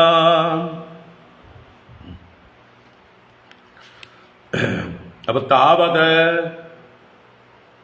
അതേ സമയം തന്നെ, അപ്പോൾ തന്നെ ഭഗവാൻ വിചാരിക്കുമ്പോഴേക്കും ഇവരങ്ങൾ ചാടി കയറി കഴിഞ്ഞു. അതാണ് താവത്. അപ്പോൾ തന്നെ സവത്സാഹ ശിശവഃ, വത്സന്മാരോടുകൂടി പശുക്കുട്ടികളോടുകൂടിയ ശിശവഃ ഗോപബാലന്മാരും. അപ്പൊ പശുക്കുട്ടികളും ഗോപബാലന്മാരും അസുര ഉദരാന്തരം, അസുരന്റെ ഉദരാന്തരം, ഈ വായിലൂടെ ഉള്ളിലേക്ക് പ്രവേശിച്ചു, ഉദരത്തിന്റെ അന്തരത്തിലേക്ക്. പ്രവിഷ്ടാസ്തു അസുരോദരാന്തരം, അസുരന്റെ ഉദരത്തിന്റെ അന്തരത്തിലേക്ക് പ്രവിഷ്ടരായി കഴിഞ്ഞു. ആ സവത്സാഹ ശിശവഃ അങ്ങനെ പ്രവേശിച്ചു. എന്നാൽ പരം ഹതസ്വകാന്തസ്മരണേന ബകാരിവേശനം പ്രതീക്ഷമാണേന രക്ഷസാ നഗീർണ. ഇവിടെ നഗീർണ എന്ന് പറഞ്ഞാൽ വിഴുങ്ങിയില്ല. ഗീർണനം ചെയ്യുക എന്ന് പറഞ്ഞാൽ വിഴുങ്ങുക. നഗീർണ, അവർ വിഴുങ്ങപ്പെട്ടില്ല. എന്തുകൊണ്ട്? കാത്തിരിക്കണം. ആരെ കാത്തിരിക്കണം? ബകാരിവേശനം. ബകാസുരനെ വധിച്ച കൃഷ്ണന്റെ വേശനം പ്രവേശനം. അപ്പൊ കൃഷ്ണന്റെ പ്രവേശനം പ്രതീക്ഷമാണേന, കാത്തിരിക്കുകയാണ്. എന്തുകൊണ്ട്? തൻ്റെ സ്വകാന്തന്മാർ ഹതരായിട്ടുണ്ട് മുമ്പ്, അതിന്റെ സ്മരണയുണ്ട്. അതാണ് ഹത സ്വകാന്ത സ്മരണേന. എപ്പോൾ? പരം എന്ന് പറഞ്ഞാൽ മുമ്പ്, പൂർവം തന്റെ ബന്ധുക്കൾ, തന്റെ സഹോദരന്മാർ രണ്ടുപേര്, ഒരു സഹോദരിയും ഒരു സഹോദരനും, അതാണ് സ്വകാന്തന്മാര്, അവര് ഹനിക്കപ്പെട്ടിട്ടുണ്ട്. അപ്പൊ ഹതസ്വകാന്ത സ്മരണേന, ആ തന്റെ ജ്യേഷ്ഠനും ജ്യേഷ്ഠത്തിയെയും ഹനിക്കപ്പെട്ടതിന്റെ സ്മരണയോടെ, പ്രതികാര ബുദ്ധിയോടെ ഈ കൃഷ്ണനും കൂടി ഭഗന്റെ ശത്രുവായ കൃഷ്ണനും കൂടി തന്റെ വായിലേക്ക് പ്രവേശിക്കുന്നത് കാത്തിരിക്കുന്ന രക്ഷസ, ആ രാക്ഷസനാൽ, അസുരനാൽ, അഗാസുരനാൽ ഈ കുട്ടികൾ, ഈ പശുക്കുട്ടികളും നഗീർണാഹ, ഗീർണനം ചെയ്യപ്പെട്ടില്ല, വിഴുങ്ങപ്പെട്ടില്ല, ഉള്ളിലേക്ക് ഇറക്കിയില്ല എന്നർത്ഥം. അവരവിടെ വഴിയിൽ അവിടെ നിൽക്കുന്നുണ്ട്. കൃഷ്ണൻ ഏറ്റവും പുറകിലായിപ്പോയി, എല്ലാവരും അകത്തായിപ്പോയി. അങ്ങനെയുള്ളതായിട്ടുള്ള അവസ്ഥയിൽ കൃഷ്ണൻ ഇങ്ങനെ എന്താ ചെയ്യേണ്ടത് എന്ന് ആലോചിക്കുകയാണ്. താൻ വീക്ഷ്യ കൃഷ്ണ സകലാഭയപ്രദോ ഹ്യനന്യനാദാൻ സ്വകരാദവച്യുതാൻ ദീനാംശ്ച മൃത്യോർജഠരാഗ്നിഘാസാൻ ഗൃണാർദ്ദിതോദിഷ്ടകൃതേന വിസ്മിതഃ. താൻ വീക്ഷ്യ കൃഷ്ണ സകലാഭയപ്രദോ ഹ്യനന്യനാദാൻ സ്വകരാദവച്യുതാൻ ദീനാംശ്ച മൃത്യോർജഠരാഗ്നിഘാസാൻ ഗൃണാർദ്ദിതോദിഷ്ടകൃതേന വിസ്മിതഃ. അപ്പോ ഭഗവാൻ കൃഷ്ണ സകല അഭയപ്രദ, എല്ലാവർക്കും അഭയം കൊടുക്കാൻ ശക്തനായിരിക്കുന്ന ഭഗവാൻ കൃഷ്ണൻ താൻ വീക്ഷ്യ, അവരെ കണ്ടിട്ട്. ഇപ്പൊ അവരെങ്ങനെയുള്ളവരാണ്? അനന്യനാഥാൻ, അന്യനാഥൻ ഇല്ലാത്തവർ, മറ്റൊരു രക്ഷകനില്ല അവർക്ക്. വേറെ ആരും ഇപ്പൊ വന്ന് അവരെ ഉടനെ രക്ഷിക്കാനില്ല. വേറെ താനല്ലാതെ വേറെ നാഥനില്ല എന്നർത്ഥം. അപ്പൊ തന്നെ കൂടാതെ വേറൊരു രക്ഷകൻ അവർക്കില്ല എന്ന് താൻ വീക്ഷ്യ, അനന്യനാഥാൻ താൻ വീക്ഷ്യ, അവരെങ്ങനെ? സ്വകരാത് അവച്യുതാൻ, സ്വകരാത് തന്റെ കൈകളിൽ നിന്ന് അവച്യുതാൻ വഴുതിപ്പോയിരിക്കണു, വിട്ടുപോയിരിക്കണു, രക്ഷപ്പെട്ടിരിക്കണു, അഥവാ എന്താ പിടിവിട്ടു പോയിരിക്കുകയാണ്. അവർ തടുക്കുന്നതിന് മുമ്പേ പാമ്പിന്റെ വായിലേക്ക് കയറിപ്പോയിരിക്കണം. അപ്പൊ തന്റെ പിടിയിൽ നിന്ന് അകന്നുപോയവരും മറ്റു നാഥൻ രക്ഷകന്മാരില്ലാത്തവരുമായിട്ടുള്ള അവരെ കണ്ടിട്ട് മൃത്യോഹോ ജഠരാഗ്നിഗാസാൻ, മൃത്യുരൂപത്തിലിരിക്കുന്ന അല്ലെ അന്ധകനായിരിക്കുന്ന ഇവന്റെ ജഠരാഗ്നിക്ക് ഗാസം, ജഠരാഗ്നി അവന്റെ വയറ്റില് ദഹിപ്പിക്കുന്ന അഗ്നി, അതിന് ഗാസം എന്ന് പറഞ്ഞാൽ ഉരുള, ഭക്ഷണം നർത്തം. അപ്പോ ഈ അകാസുരനാകുന്ന മൃത്യുവിന് ജഠരത്തിലെ അഗ്നിയിലേക്കുള്ള ഹോമം പോലെ, ഹവിസ് പോലെ, അതിൽ വിഴുങ്ങാനുള്ള ഉരുളകൾ പോലെ, ഭക്ഷണം പോലെ പതിച്ചിരിക്കുകയാണ് അവര്. അങ്ങനെയുള്ള ദീനാൻ താൻ വീക്ഷ്യ, ദീനരായിരിക്കുന്ന പരവശരായിരിക്കുന്നവരെ കണ്ടിട്ട് ഗൃണാർദിത, ഭഗവാൻ ഗൃണം കൊണ്ട് അർദ്ദിത, ഗൃണം ഗൃണി എന്നൊക്കെ പറഞ്ഞാല് ദയ, കരുണ, കരുണ കൊണ്ട് പീഡിതനായിട്ട്, അർദ്ദിതനായിട്ട്, അപ്പൊ കരുണാപരവശനായിട്ട് തന്റെ കൂട്ടുകാരെ രക്ഷിക്കണം, പാവങ്ങൾ അവരിതാ ഇവന്റെ വായിലെ ജഠരാഗ്നിക്ക് ദഹിച്ചു പോകും, അവന്റെ ഭക്ഷണമായി തീരും എന്നിങ്ങനെയുള്ള കാരുണ്യം കൊണ്ട് പീഡിതനായിട്ടുള്ള ഭഗവാൻ ദിഷ്ടകൃതേന വിസ്മിത, ദിഷ്ടകൃതം എന്ന് പറഞ്ഞാൽ അദൃഷ്ടകൃതം, വിധികൃതം എന്നൊക്കെ അർത്ഥം. ഇതെന്തൊരു വിധിയാണിത് എന്നിങ്ങനെ വിസ്മിത, ആശ്ചര്യയുക്തനായിട്ട് അല്ലെങ്കിൽ പുഞ്ചിരിച്ചുകൊണ്ട്, ഇതൊക്കെയാണ് അല്ലേ, ഇതൊക്കെയാണ് തൻ്റെ തന്നെ തിരക്കഥയാണിതല്ല. ദിഷ്ടം എന്ന് പറഞ്ഞാൽ ഈശ്വരൻ്റെ തന്നെ നിശ്ചയം തന്നെയാണ്. എല്ലാറ്റിനെ കുറിച്ചും ചിരിച്ചുകൊണ്ട് തിരക്കഥ നന്നായിട്ട് നടക്കുന്നുണ്ട് എന്ന മട്ടിൽ ചിരിച്ചുകൊണ്ട് അത്ഭുതപ്പെടുന്ന പോലെ ഭാവിച്ചുകൊണ്ട് ഭഗവാൻ എന്ത് ചെയ്തു? കൃത്യം കിമത്രാസ്യ ഖലസ്യ ജീവനം നവാ അമീഷാം ച സദാം വിഹിംസനം ദ്വയം കഥം സ്യാദിതി സംവിചിന്യ തജ്ഞാത്വാ വിശത്തുണ്ടം അശേഷദൃഗ്ഹരിഃ. കൃത്യം കിമത്രാസ്യ ഖലസ്യ ജീവനം നവാ അമീഷാം ച സദാം വിഹിംസനം ദ്വയം കഥം സ്യാദിതി സംവിചിന്യ തജ്ഞാത്വാ വിശത്തുണ്ടമശേഷദൃഗ്ഹരിഃ. ഭഗവാൻ ഒന്നും അറിയാത്തവനെ പോലൊന്ന് ആലോചിക്കണം. ഇപ്പൊ എന്താപ്പാ ചെയ്യുക? അത്ര കൃത്യം കിം, അത്ര ഇവിടെ ഈ വിഷയത്തില് കൃത്യം, കർത്തവ്യം, ഞാൻ എന്താണ് ഇപ്പോ കിം ചെയ്യേണ്ടത് എന്നിങ്ങനെ ആലോചിക്കുകയാണ്. എന്നിട്ട് അസ്യ ഖലസ്യ ജീവനം സദാം അമീഷാം വിഹിംസനം ച കഥം നവാസ്യാത്, കഥം നവാസ്യാത്, എങ്ങനെയാൽ ഇത് രണ്ടും സംഭവിക്കില്ല? ഏതൊക്കെ രണ്ടെണ്ണം സംഭവിക്കരുത്? ഒന്ന്, അസ്യ ഖലസ്യ ജീവനം, ഈ ദുഷ്ടൻ ജീവിച്ചിരിക്കുന്നത് സംഭവിക്കരുത്, അപ്പൊ ഇവനെ കൊല്ലണം. ഒന്നാമത്തത് അസ്യ ഖലസ്യ ജീവനം കഥം നവാസ്യാത്, എങ്ങനെയായാൽ ഇല്ലാതെയാകുമോ? അതുപോലെ സദാം അമീഷാം വിഹിംസനം, ശത്രുക്കളായ നല്ലവരായ ഇവരുടെ വിഹിംസനം, ഇവരുടെ നാശം, മരണം, അത് രണ്ടും നവാസ്യാത് കഥം, എങ്ങനെയായാൽ സംഭവിക്കാതിരിക്കും? അപ്പൊ അവന്റെ ജീവനം സംഭവിക്കരുത്, ഇവരുടെ മരണം സംഭവിക്കരുത് അല്ലെ? അപ്പൊ എന്താ അർത്ഥം? അവന്റെ മരണം സംഭവിക്കണം, ഇവരുടെ ജീവനം സംഭവിക്കണം. അതിന് വിപരീതമായിട്ട് നവാസ്യാത് എന്ന് പറഞ്ഞു. അപ്പോൾ ഈ ദ്വയം, രണ്ട് കാര്യങ്ങൾ, ഒരു വെടിക്ക് രണ്ട് പക്ഷി എന്ന് ചിന്തിക്കണം. എങ്ങനെയായാലും ഇത് രണ്ടും നടക്കും, രണ്ടും നടക്കണം. ഇവന്റെ മരണം നടക്കണം, ഇവരുടെ രക്ഷയും നടക്കണം. ഇത് സംവിചിന്യ, ഇങ്ങനെ നല്ലതുപോലെ ചിന്തിച്ച് അശേഷ ദൃക്ക്, എല്ലാം കാണാൻ കഴിവുള്ളവൻ, എന്തും ദർശിക്കാൻ കഴിവുള്ളവൻ, നല്ല ബുദ്ധി സാമർഥ്യമുള്ളവൻ, സർവജ്ഞനായിട്ടുള്ള ഭഗവാൻ, ഇവിടെ ഹരിഹി, ആ ഹരി, ഈ ദുഷ്ടന്മാരെ ഹരിക്കാൻ തീരുമാനിച്ചിട്ടുള്ള ഭഗവാൻ, തത് ജ്ഞാത്വാ, അതിൻ്റെ അല്ലെ ഐഡിയ കിട്ടി, തത് ജ്ഞാത്വാ, ആ അറിവ് നേടിയിട്ട്, ആ അറിവ് കിട്ടിയവനായിട്ട്, എന്താ ചെയ്യേണ്ടത് എന്ന് അറിവുള്ളവനായിട്ട്, തുണ്ടം അവിശത്ത്, ആ പാമ്പിന്റെ തുണ്ടത്തിലേക്ക് വായിക്കകത്തേക്ക് അവിശത് പ്രവേശിച്ചു, താനും പ്രവേശിച്ചു. അപ്പൊ ദൂരത്തുനിന്ന് കാണുന്നവർക്കൊക്കെ എന്ത് തോന്നുന്നു? അയ്യോ, ആ കുട്ടികളെ അപകടത്തിൽപ്പെട്ടു, കൃഷ്ണൻ സ്വയം പുറത്തു നിൽക്കുകയല്ലേ വേണ്ടത്, അതിലേക്ക് തന്നെ കയറി പോവാണ്. അങ്ങനെ ആകാശത്ത് നിൽക്കുന്ന അല്പബുദ്ധികളായ ദേവന്മാരൊക്കെ പരിഭ്രമിക്കുന്നു.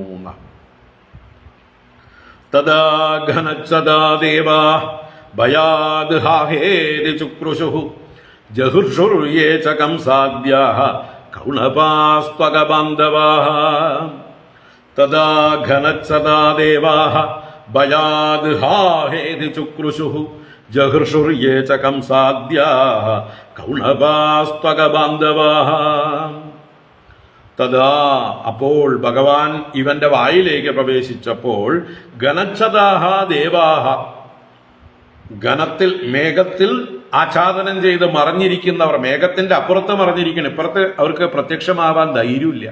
അകാസുരനെ അത്രയും പേടിയാണ്. അപ്പൊ അകാസുരനെ പേടിച്ച് മേഘത്തിന്റെ മറവിൽ നിൽക്കുന്ന ദേവന്മാര് ഭയാത് പേടിച്ചിട്ട് കൃഷ്ണന്റെ അന്ത്യമായോ എന്ന് വിചാരിച്ചുകൊണ്ട് ഹാ ഹാ ഇതി ചുക്രുശുഹു, ഹാ ഹാ കഷ്ടം കഷ്ടം കഷ്ടം എന്ന് ചുക്രുശു ആക്രോശിച്ചു, നിലവിളിച്ചു എന്നർത്ഥം. എന്നാൽ അതേ സമയത്ത് അഗബാന്ധവാഹ കംസാദ്യാഹ യേ കൗണപാഹ ജഹൃഷുഹു, ആരൊക്കെ അസുരന്മാർ ഈ വിവരം അറിഞ്ഞുവോ അവർക്ക് എങ്ങനെയെങ്കിലുമൊക്കെ അറിയാനുള്ള വഴി ഉണ്ടാവുമായിരിക്കും. അപ്പൊ അഗബാന്ധവാഹ ഈ അകാസുരന്റെ ബന്ധുക്കളായിരിക്കുന്ന കംസാദ്യാഹ കംസൻ മുതലായിട്ടുള്ള യേ കൗണപാഹ, ഏത് കൗണപന്മാരുണ്ടോ, കൗണപന്മാരെന്നാൽ രാക്ഷസന്മാര്, അപ്പോ രാക്ഷസന്മാരുണ്ടോ അവരൊക്കെ ജഹൃഷുഹു, അവർക്കൊക്കെ സന്തോഷാവുകയും ചെയ്തു.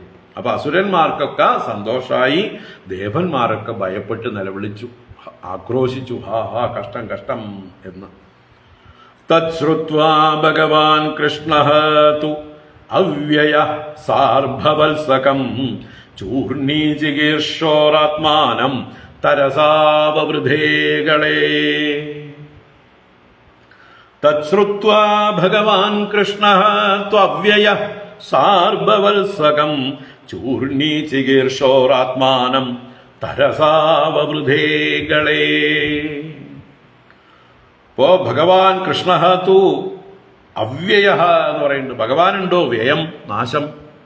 ഇപ്പൊ നാശരഹിതനായിട്ടുള്ള ഐശ്വര്യാദി പരിപൂർണനായിട്ടുള്ള ആ കൃഷ്ണനാകട്ടെ തച്ഛ്രുത്വ എന്ന ദേവന്മാരുടെ ഹാഹാ എന്നുള്ള ആക്രോശങ്ങളൊക്കെ കേട്ടിട്ട് ഭഗവാൻ ഉള്ളിൽ ചിരി വന്നിട്ടുണ്ടാവും. കഷ്ടം, ഇവർക്കുണ്ടോ, എന്നെ അറിയുന്നു. മാനുഷീം തനുമാശ്രിതം ഇതി മമ പരംഭാവം അജാനന്ദ, അല്ലേ, എന്നെ മനുഷ്യ ശരീരമെടുത്തവൻ എന്ന് കരുതി എൻ്റെ പരംഭാവത്തെ അറിയാതെ അവർ കരയുകയാണ്, എനിക്ക് ആപത്ത് വരും എന്ന് വിചാരിച്ചിട്ട്. തച്ഛ്രുത്വ ഭഗവാൻ സാർഭവത്സകം ആത്മാനം ചൂർണീചികീർഷോഹോ ഗളേ തരസാവവൃധേ. സാർഭവത്സകം ആത്മാനം, ആത്മാനം എന്ന് പറഞ്ഞാൽ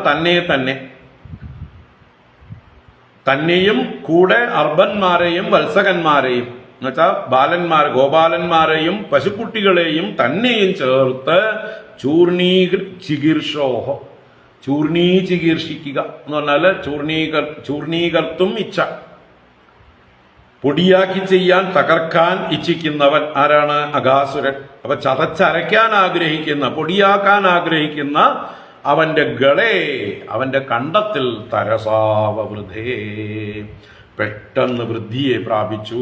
ഭഗവാൻ വലിയ ശരീരമെടുത്തു. അങ്ങനെ അവന്റെ കണ്ടനാളത്തിൽ ഭഗവാൻ കുടുങ്ങിയതുപോലെയായി. അങ്ങനെ അവന് ശ്വാസരോധം സംഭവിക്കുന്നു.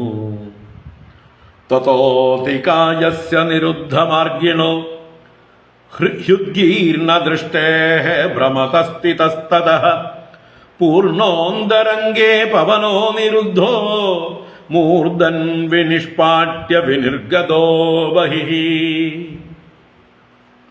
തതോതികായസ്യ നിരുദ്ധമാർഗിണോ ഹ്യുദ്ഗീർണ ദൃഷ്ടേർഭ്രമതസ്ഥിതസ്തതഃ പൂർണോന്തരംഗേ പവനോ നിരുദ്ധോ മൂർധൻ വിനിഷ്പാട്യ വിനിർഗതോ ബഹിഃ. വൈകുന്നേരം കാണാം. എന്തായാലും ഭഗവാൻ അഘാസുരനെ വധിച്ച് മൂർധാവ് പിളർന്ന് പുറത്തേക്ക് വന്നു എന്നാണ് വായിച്ചത്. മുഴുവൻ പറയാം, അതുവരെ വായിച്ചെത്തിക്കാൻ വേണ്ടിയിട്ട് വന്നതാണ്. നമുക്ക് വൈകുന്നേരം കഥ തുടരാം. ഇനിയും എന്തായാലും 14 ശ്ലോകമുണ്ട്, ഇപ്പൊ തീരാൻ പോലില്ല. ഓം കായേന വാചാ മനസേന്ദ്രിയൈർവാ ബുദ്ധ്യാത്മനാ വാ പ്രകൃതേ സ്വഭാവാത് കരോമി യദ്യത് സകലം പരസ്മൈ നാരായണായേതി സമർപ്പയാമി. ഓം ശാന്തി ശാന്തി ശാന്തി. ഹരി ഓം. ശ്രീ ഗുരുഭ്യോ നമഃ.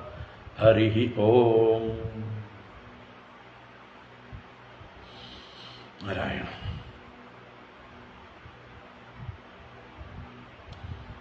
വൈകുന്നേരം കാണാം. ഹരി ഓം.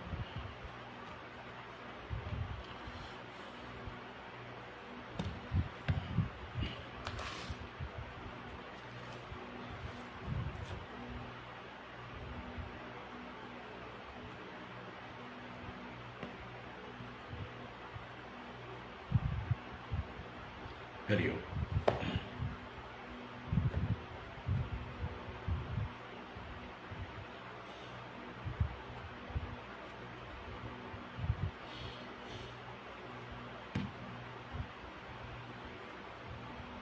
എല്ലാവർക്കും ശുഭദിനം.